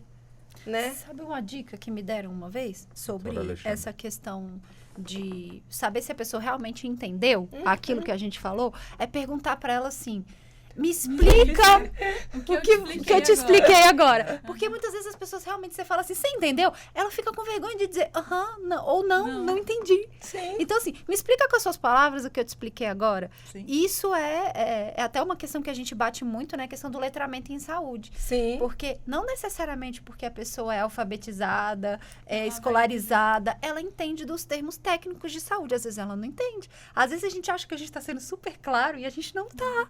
A gente está falando igual a gente aqui. Às vezes a gente fala o juridiquês e a gente começa a falar com o juridiquês com o cliente, aí o cliente fica assim, eu falo, você não está entendendo nada. Ele, não, doutora, eu me perdi na metade. Bom, então vamos lá. Qual a parte que você precisa que eu repita pra gente poder, que você entenda? Que você entendeu, porque pra mim é muito claro aquilo. E o médico ele entender isso, que ele tem que explicar para uma pessoa leiga, que não entende. Por que existe lá o termo de consentimento esclarecido? A cesárea é uma cirurgia. E como uma cirurgia, ela precisa de um termo. E esse termo tem que ser feito de que forma? Claro, preciso. Sem palavras. Sem palavras técnicas, flebite. Aí você fala assim, eu estava fazendo um termo, aí eu estava olhando... Eu falei, não, você fala o que é tudo, inflamação na veia, intravenoso. Mas eu sei o que é intra... Não, é na veia, na artéria. Não, necessariamente a pessoa não tem que saber. Você tem que explicar para um dia eu vi um médico explicando, assim, ele me falou, como é que ele explica para os pacientes dele? Ele, como estivesse explicando para minha mãe, que ela já está mais velha e ela não entende nada e eu tenho que explicar 10 vezes para ela. Explica até o paciente entender e de forma muito clara. Se precisar, que eu vi sim um médico fazendo isso, desenha. Porque Isso cada um não é entende. subestimar a inteligência da pessoa. Não São formas diferentes de E acolhimento, explicar. né? Mas esse empenho do médico em explicar, quer dizer, é geral? Ou seja, o médico tem tempo? Ou seja, o médico tem paciência quando ele sabe que lá fora tem um número X de pacientes com dores, precisando ser atendido. Walter, Às eu vezes acho ele está que- sozinho ali. Penso eu que quem se importa É. efetivamente com o ser humano, porque médico está lidando com o quê? Com Mas a eu não vida. estou culpando o médico. Às É o vezes ele é sistema. preocupado com o Não, sistema sim, supercarregado. Mas quem vai fazer o atendimento do médico é ele mesmo. Então, assim, Sim, mas se às ele vezes, abrir o mas às vezes ele computador vai dele... atender o paciente. Às vezes o médico tem medo de ser agredido, porque o paciente já entra, de certa O que eu forma, faço? enraivecido. Tem vezes que a gente está no ambulatório e aí no sistema público, né? Então, assim, às vezes marcam 50 pacientes num dia inteiro, 12 horas para atender 50 pacientes é um pouco difícil, mas marcam. E aí, forma aquela fila, as pacientes chegam 5 horas da manhã, eu falo assim, olha, eu não vou te atender com pressa, você é uma única paciente, eu tô aqui o tempo que for necessário, e aí a paciente chega lá fora e fala assim, olha, eu não vou atender com pressa, por quê? Porque ela tá aqui hoje, ela tirou o tempo dela, ela saiu lá de longe para vir aqui para uma consulta, eu tenho que explicar para ela, não tem como eu ficar acelerando a minha consulta porque a minha demanda do sistema está muito alta. Eu não posso perder a qualidade do meu atendimento. Seja SUS, seja privado, o meu atendimento é o mesmo, no SUS e no privado. E aí as pacientes têm que entender isso, porque vai ser a vez dela. E muitas pacientes não entendem. Falam assim, ai, doutora, demora demais, está demorando o atendimento. Eu falo, eu vou te atender na hora que for para te atender. Porque eu tenho que atender as outras pacientes. E tem pacientes que as demandas são maiores. Até mesmo do sistema privado, né? As pacientes às vezes falam assim, ai, doutora, demora demais, atrasada, não sei o quê. Mas você pensa que a outra paciente teve uma demanda muito maior que a sua, que a outra paciente está com um problema muito maior que o seu, que eu demando muito mais de explicar, de ver alguma outra forma de ajudar a paciente, que às vezes você é uma rotina ginecológica que consegue aguardar. A outra paciente é uma paciente mais idosa, que tem que tomar mais um pouco de cuidado na hora de fazer o exame ginecológico, que demanda mais um tempo para ela se trocar. Então, na consulta, não é só você sentar, você tá aqui, oi, tudo bom? O que eu posso te ajudar? Não, a paciente senta no meu consultório, eu falo com ela, ela vai lá fora, vai no banheiro, ela se troca, ela põe um vestidinho. Aí ela vai deitar na minha maca, aí eu vou ajudar ela a deitar na maca, depois ela vou fazer o exame, examina a paciente, ela vai descer. Isso tudo demanda um tempo. E não tem como eu falar, bora, rápido. Mas se passar do tempo da senhora, na hora trabalhada, a senhora permanece para atender o... Aí tem que permanecer, como é que você faz? Mas todos fazem assim? Eu não sei. Eu fiquei Mas- sempre botando mas na parede. Pessoas. É a questão da pessoa zelando pelo trabalho dela. Então, se o médico ele não zela pelo CRM o seu dele... cada qual. O médico que não Tem médico que quiser... consegue atender em 5 minutos sem perder a qualidade. Tem médico É, que o não olha nem para você. Ele abre o monitor, tá tudo escrito ali, você fala mais ou menos para ele, ele imprime o que já tá pronto no monitor, porque hoje tem receitas prontas, vem pronto no monitor, te entrega, tchau, até Mas logo. isso irrita o paciente. O médico nem me olhou. Mas esse deveria ficar ali no laboratório, porque Mais eu falo uma que vez, se não gosta a de humanização. gente, não vai Tem que ser trabalhar com médico. saúde. Vai trabalhar... E a questão que a gente estava conversando Trabalhar no sobre os administrativo. riscos, isso é muito Você já tô. complicado, porque, por exemplo, se eu estou numa cesariana, eu indico a cesariana e não explico os riscos para aquela paciente, Deus me livre, acontece de lesar uma bexiga, ela tem que ficar com aquela sonda 14 dias, ela vai falar assim, doutora, indicou uma cesariana para mim, mas ela não falou para mim desses riscos. E aí cabe o judicial, ela pode processar porque eu não orientei ela, porque não foi orientada direito, porque Deve a ela não informação. sabia que que poderia acontecer isso. Então, assim, as pacientes que têm muitas cesáreas, elas deveriam ser, assim, orientadas no pré-natal. Olha, a gente vai ter que formar ou você decide ter uma anticoncepção mais segura, né? Ou a gente vai ter que dar um jeito, porque você tendo os filhos sucessivos, tendo cesáreas sucessivas, a gente tem o risco de ter uma hemorragia e ter que tirar o útero, tem risco de lesar intestino, bexiga. Então, isso tem que ser orientado. As pacientes não sabem, e não é obrigação delas saberem. As pacientes chegam lá, elas não sabem nem quando elas estão entrando no trabalho de parto. Então, assim, elas, doutora, quando que eu vou entrar em trabalho de parto? Você vai vir aqui e eu vou te explicar. Então, a gente explica, elas não sabem. Aí eu falei, você volta aqui, se você tiver com dúvida, você volta novamente, até você entrar em trabalho de parto, porque elas não vão saber. São pacientes humildes, que não sabem, às vezes, contabilizar as contrações. Então, interessante que nesse debate aí da questão da desinformação, quer dizer, é comum a gente entrar num hospital público ou então privado e tem lá uma TV desse tamanho, bonita, né? Ali o pessoal esperando para ser atendido, ou está vendo novela, ou então está vendo uma partida de futebol, ou então está vendo o noticiário. Quer dizer, pode até ver, mas a gente sente a ausência disso que está sendo explicado aqui, sendo explicado na TV, pegar este público que está ali ouvindo, para um pouquinho, atenção, chama a atenção da pessoa e explica isso. Mas isso, Walter, é mais uma falha de dentro das redes, em especial as privadas, né? Das redes privadas, porque não é meu cliente. Porque se fosse meu cliente, ia falar, TV não é para passar novela, filme, não é para passar informação para o paciente. Perfeitamente. Então, você vai usar aquele momento que o paciente está ali à toa, você vai ficar jogando informação para ele. Você vai estar trazendo, olha, você sabia que existe esse tipo de doença? Conteúdo informativo que você pode agregar para o seu paciente. E aí, eu sempre falo para meus clientes lá no escritório. Pronto-socorro, porque os pacientes vão para lá para tirar dúvidas. Para tirar dúvida. Dúvidas que eles não tiraram no pré-natal. Então, muitas vezes a gente vê isso. Muitos verdes, verde, aí enche, né, a nossa tela lá de verde, aí a gente vai atender, é tudo dúvida. Tudo dúvida. Coisas que poderiam ser resolvidas na UBS, corrimento, no meu caso, né, corrimento vaginal, infecção urinária, coisas que a UBS teria que ser ativa naquilo e ajudar a paciente. Exatamente. Ir para o hospital quando fosse realmente indicação de você ir para o hospital. Mas as pacientes não têm culpa, elas não vão para lá porque elas acham que elas vão ser atendidas lá e que vai resolver o problema dela lá e que é lá que é o problema delas que tem que resolver e não que é na UBS.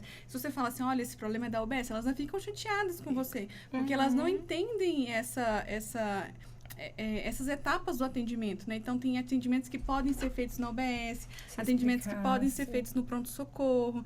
E isso faz o serviço, o número de atendimentos, né? Assim, ficar filas de esperas maiores, o médico ficar nessa questão de atender muita demanda, às vezes a demanda que ele precisaria uma atenção maior para uma paciente que está mais grave, mas não, ele tem que atender aquela demanda que seria da UBS, e isso faz o sistema dar uma quebrada.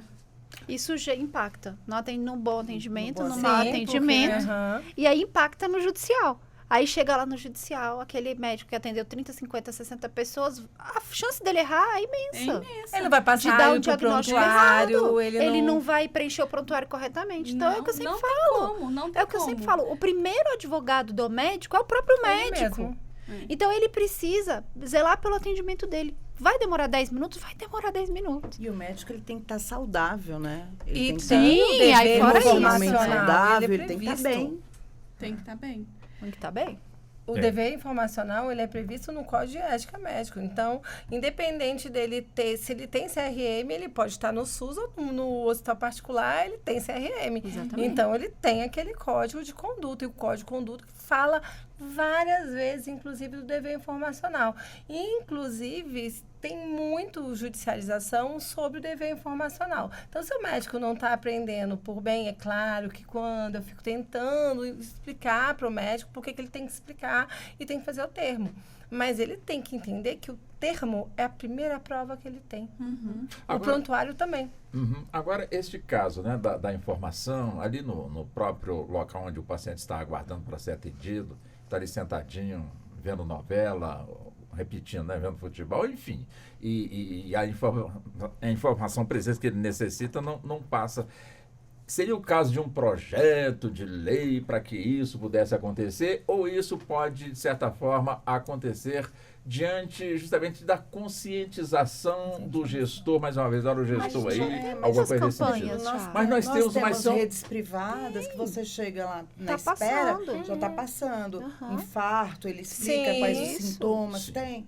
Tá ali, aparece. E na rede pública? Ele explica o que é o verde, o que é o amarelo, o que é cada um, a gravidade de cada um. Outro ponto também, esse do verde e do amarelo, a população às vezes nem sabe por quê. Sabe não. Né? Não sabe nem. E falta informação. Estou aqui com a fita amarela no braço, não sei para que serve. É vermelho, porque eu não sei posso nem o que ajudar, está né, gente? Eu acho assim no hospital, assim, igual tem no banco, posso ajudar no hospital, no SUS. Mas as grandes redes privadas mas particular tem. Mas nas redes públicas, eu acho que seria possível, mas aí é mais uma questão de vontade política, né? Porque a gente tem mesmo vários hospitais que ficam lá passando a televisão e à toa. E a gente tem várias campanhas, inclusive, que poderiam estar passando. Campanhas publicitárias excelentes que poderiam estar passando lá, que não custam nada. Você não precisa criar uma nova campanha. Você cria uma playlist e aquilo ali fica rodando eternamente. E é interessante que algumas campanhas, né? Exemplo, a campanha câncer de mama, cigarro, câncer de próstata, né? cigarro. Olha A gente só. vê enfim, na mídia privada, mas dificilmente chega justamente esses spots justamente nos hospitais. Mas a gente tem um problema muito maior. Porque, por exemplo, Brasília, as RAs. A população não conhece nem a rede de saúde que ela tem naquela RA. Ela não conhece a rede de proteção que ela tem naquela RA. Existe um desconhecimento. Eu moro em determinada RA e eu não conheço aonde eu moro e aonde eu vou buscar ajuda. A região administrativa. Né? Então, precisa o quê? Precisa ter uma divulgação, minimamente, a pessoa precisa saber, no Hospital do Paranoá, ou fazer busca ativa. Né? Eu acho que a busca ativa ia ser uma boa... Porque muitas vezes você chega na administração dessa, e nem quem está dentro dessa administração sabe, conhece. Você sabe um projetinho que a gente está implementando lá na UAB? A gente está terminando agora uma cartilha de orientação para os pacientes do SUS. Então, explicando exatamente esse fluxo. Olha só, quando você está com uma gripe, você não vai para emergência. Você pode ir na UBS, que lá eles vão resolver, assim.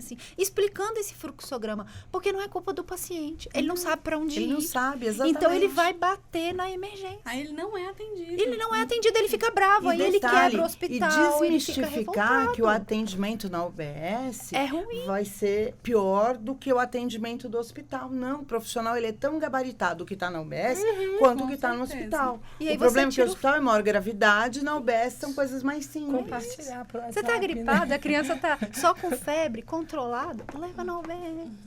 Tem o pessoal especializado em medicina de família para fazer exatamente esse atendimento. E é então, a muito gente está bom. fazendo uma cartilhazinha dessa exatamente para tanto trazer ela fisicamente, né? A gente está procurando, inclusive, patrocínio para impressão dessas cartilhas e para fazer também de mídia digital, para que isso dissemine entre todas as pessoas da população do Distrito Se fosse Federal. feito um filmete e chegasse Sim, no é hospital, possível. tá aqui... E também mandar pro E será WhatsApp, que o hospital né? receberia Com alguma certeza, coisa? com certeza. Com certeza. A Secretaria de Saúde está super aberta. Eu já conversei com a secretária, inclusive, e a gente vai Ótimo. disponibilizar esse material gratuitamente para a secretaria. Então, eles podem disponibilizar para todo mundo. E vai ser um material que, se eles quiserem eles imprimir, também dá para imprimir. Pode usar esse material. Sim. É simplesmente dizendo, gente, vai aqui, você faz isso, você tem direito a isso, você tem direito àquilo.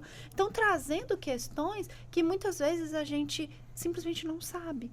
Então, a população, ela fica, às vezes, brava, revoltada, perdida, porque não sabe. Então, se a gente puder trazer essa informação, a gente vai ajudar os médicos, a gente vai ajudar os profissionais de saúde que estão ali, que aí não são só os médicos, enfermeiros.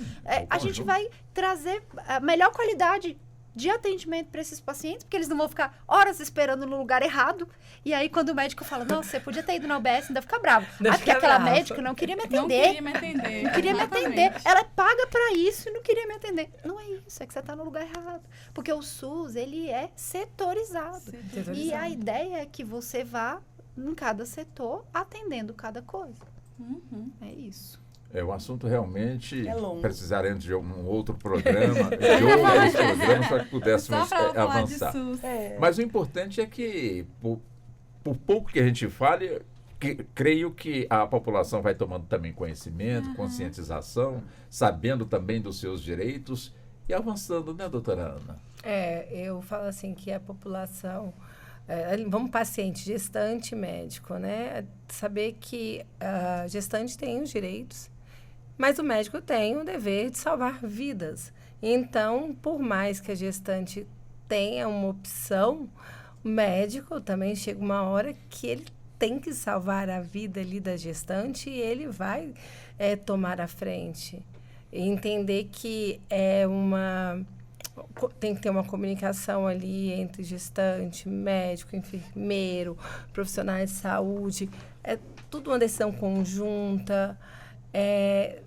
Essa harmonia, né? Quando a doutora Viviane falou do parto perfeito, né? do partaço. Partaço realmente é quando a criança está com saúde. E a mãe também, né? Às vezes a expectativa não vai corresponder à realidade, mas o importante não é a saúde. Não é nascer saudável. Há de se refletir sobre isso. Nós estamos caminhando já para o fechamento, mas deixa eu colocar mais essa questão. Ou seja, infelizmente temos aí médicos sendo processados. Ou médico, ou enfermeiro, ou um técnico, todo mundo. Quer dizer, ele dá ali a sua justificativa para muitos, você é o culpado, já que ele está na ponta, né? Geralmente, a primeira pessoa a pessoa nervosa, está ali observando, é justamente o médico.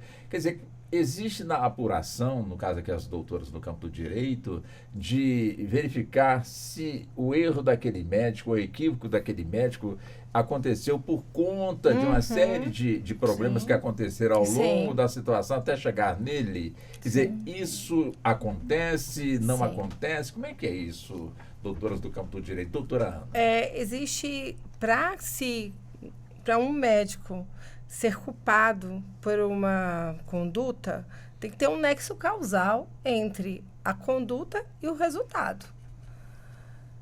Então, se você não conseguir... Vamos colocar que ali a própria paciente ela já tivesse uma situação anterior, né, na cesárea, já tivesse uma doença, a doutora pode até falar melhor, uma doença mais séria.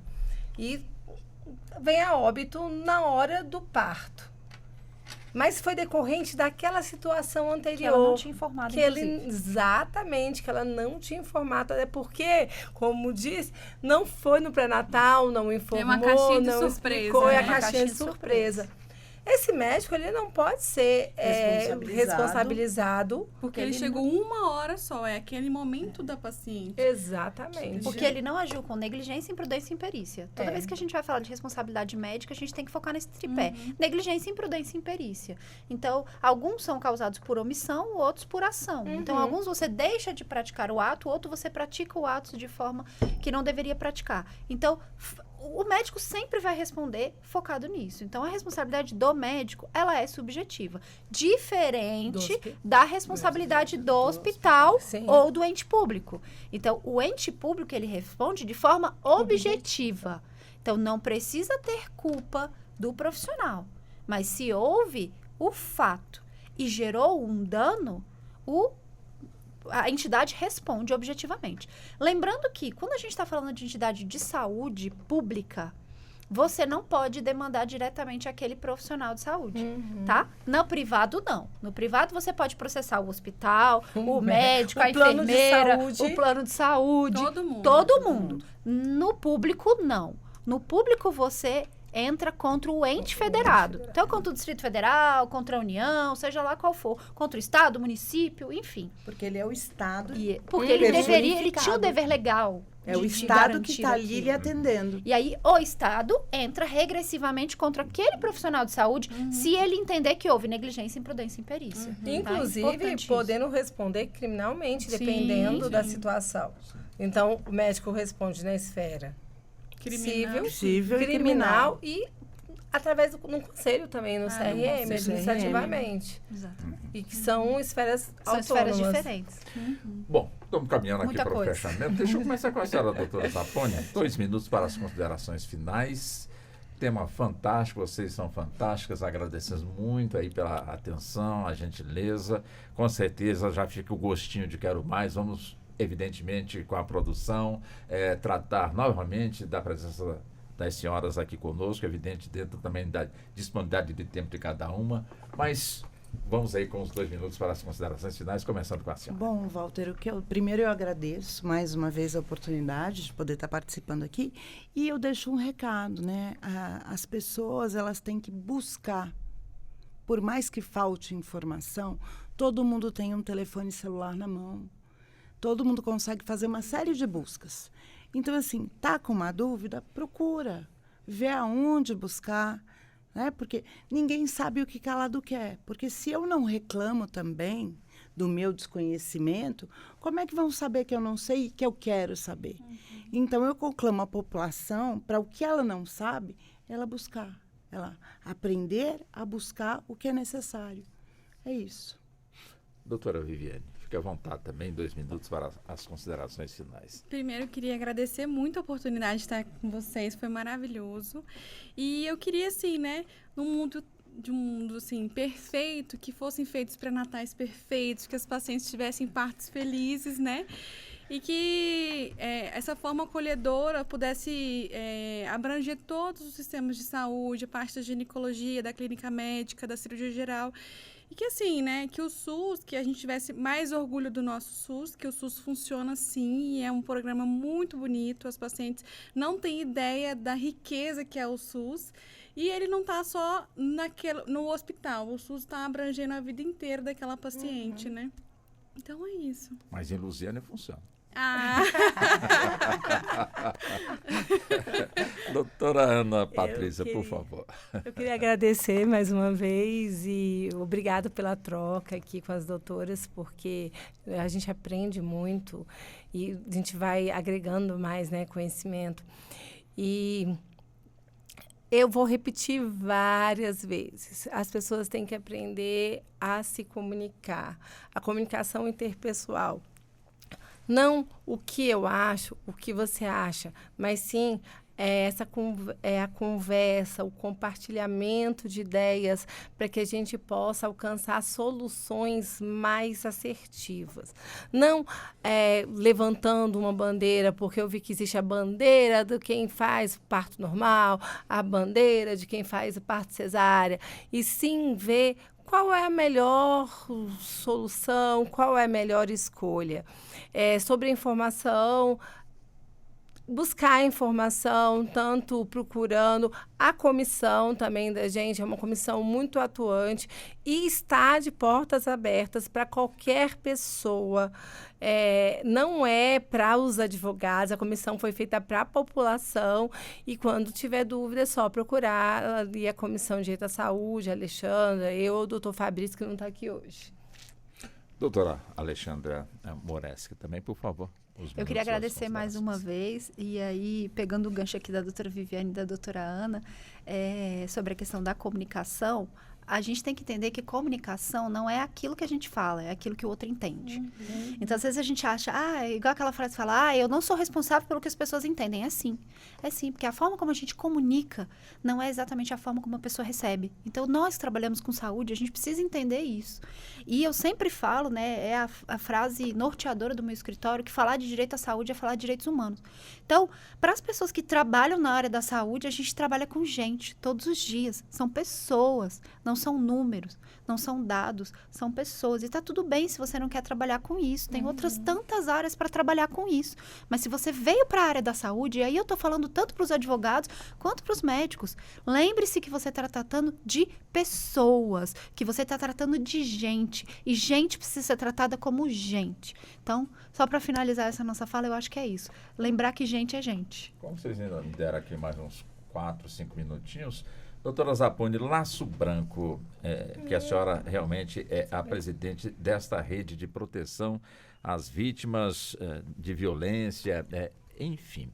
Como é que ele funciona e como ele funciona também dentro desse tema que hoje nós abordamos? Pois é, nós temos as câmaras, né? E nós temos a Câmara da Saúde conosco, que nós levamos para a população nacionalmente falando hoje, porque nós estamos nacional, nós temos sede quase que no Brasil todo. Então, a gente leva a informação do que é violência, falando de violência sistêmica, da ausência da saúde em alguns lugares. Trabalhamos essa interlocução entre o Estado e a população, o município e a população, na construção da melhor aplicabilidade da política pública. Então, assim, nós temos uma equipe de voluntários que vão entrar com as ações que são pertinentes. Nós temos a equipe que faz as rodas de conversa de orientação. Nós temos as rodas das gestantes, que foi um pedido, e assim, o laço branco, na verdade, quando eu trouxe, seriam os homens no enfrentamento à violência contra a mulher, só que aí ele foi tomando um corpo, que começaram a pedir para nós coisas específicas, como esse grupo reflexivo para gestantes, esse amparo das gestantes, dos deficientes, e como nós já tínhamos no nosso corpo estatutário essa previsão de poder estar trabalhando, então hoje nós estamos com braços e tentáculos para acolher o quê? Qualquer tipo de vítima. E a gente não quer o quê? Ter a vítima para acolher. A gente trabalha no preventivo, a prevenção para ela não se tornar vítima. Então, a gente leva para as mulheres negras, para as mulheres quilombolas, né? Para os homens também, essa conscientização do que é ser um ofensor, essa mudança cultural, né? Doutora, qual dentro. É o contato da... a gente tem o Instagram, né? Que é @lacobranco. É o C sem o cedilha. Sem o cedilha.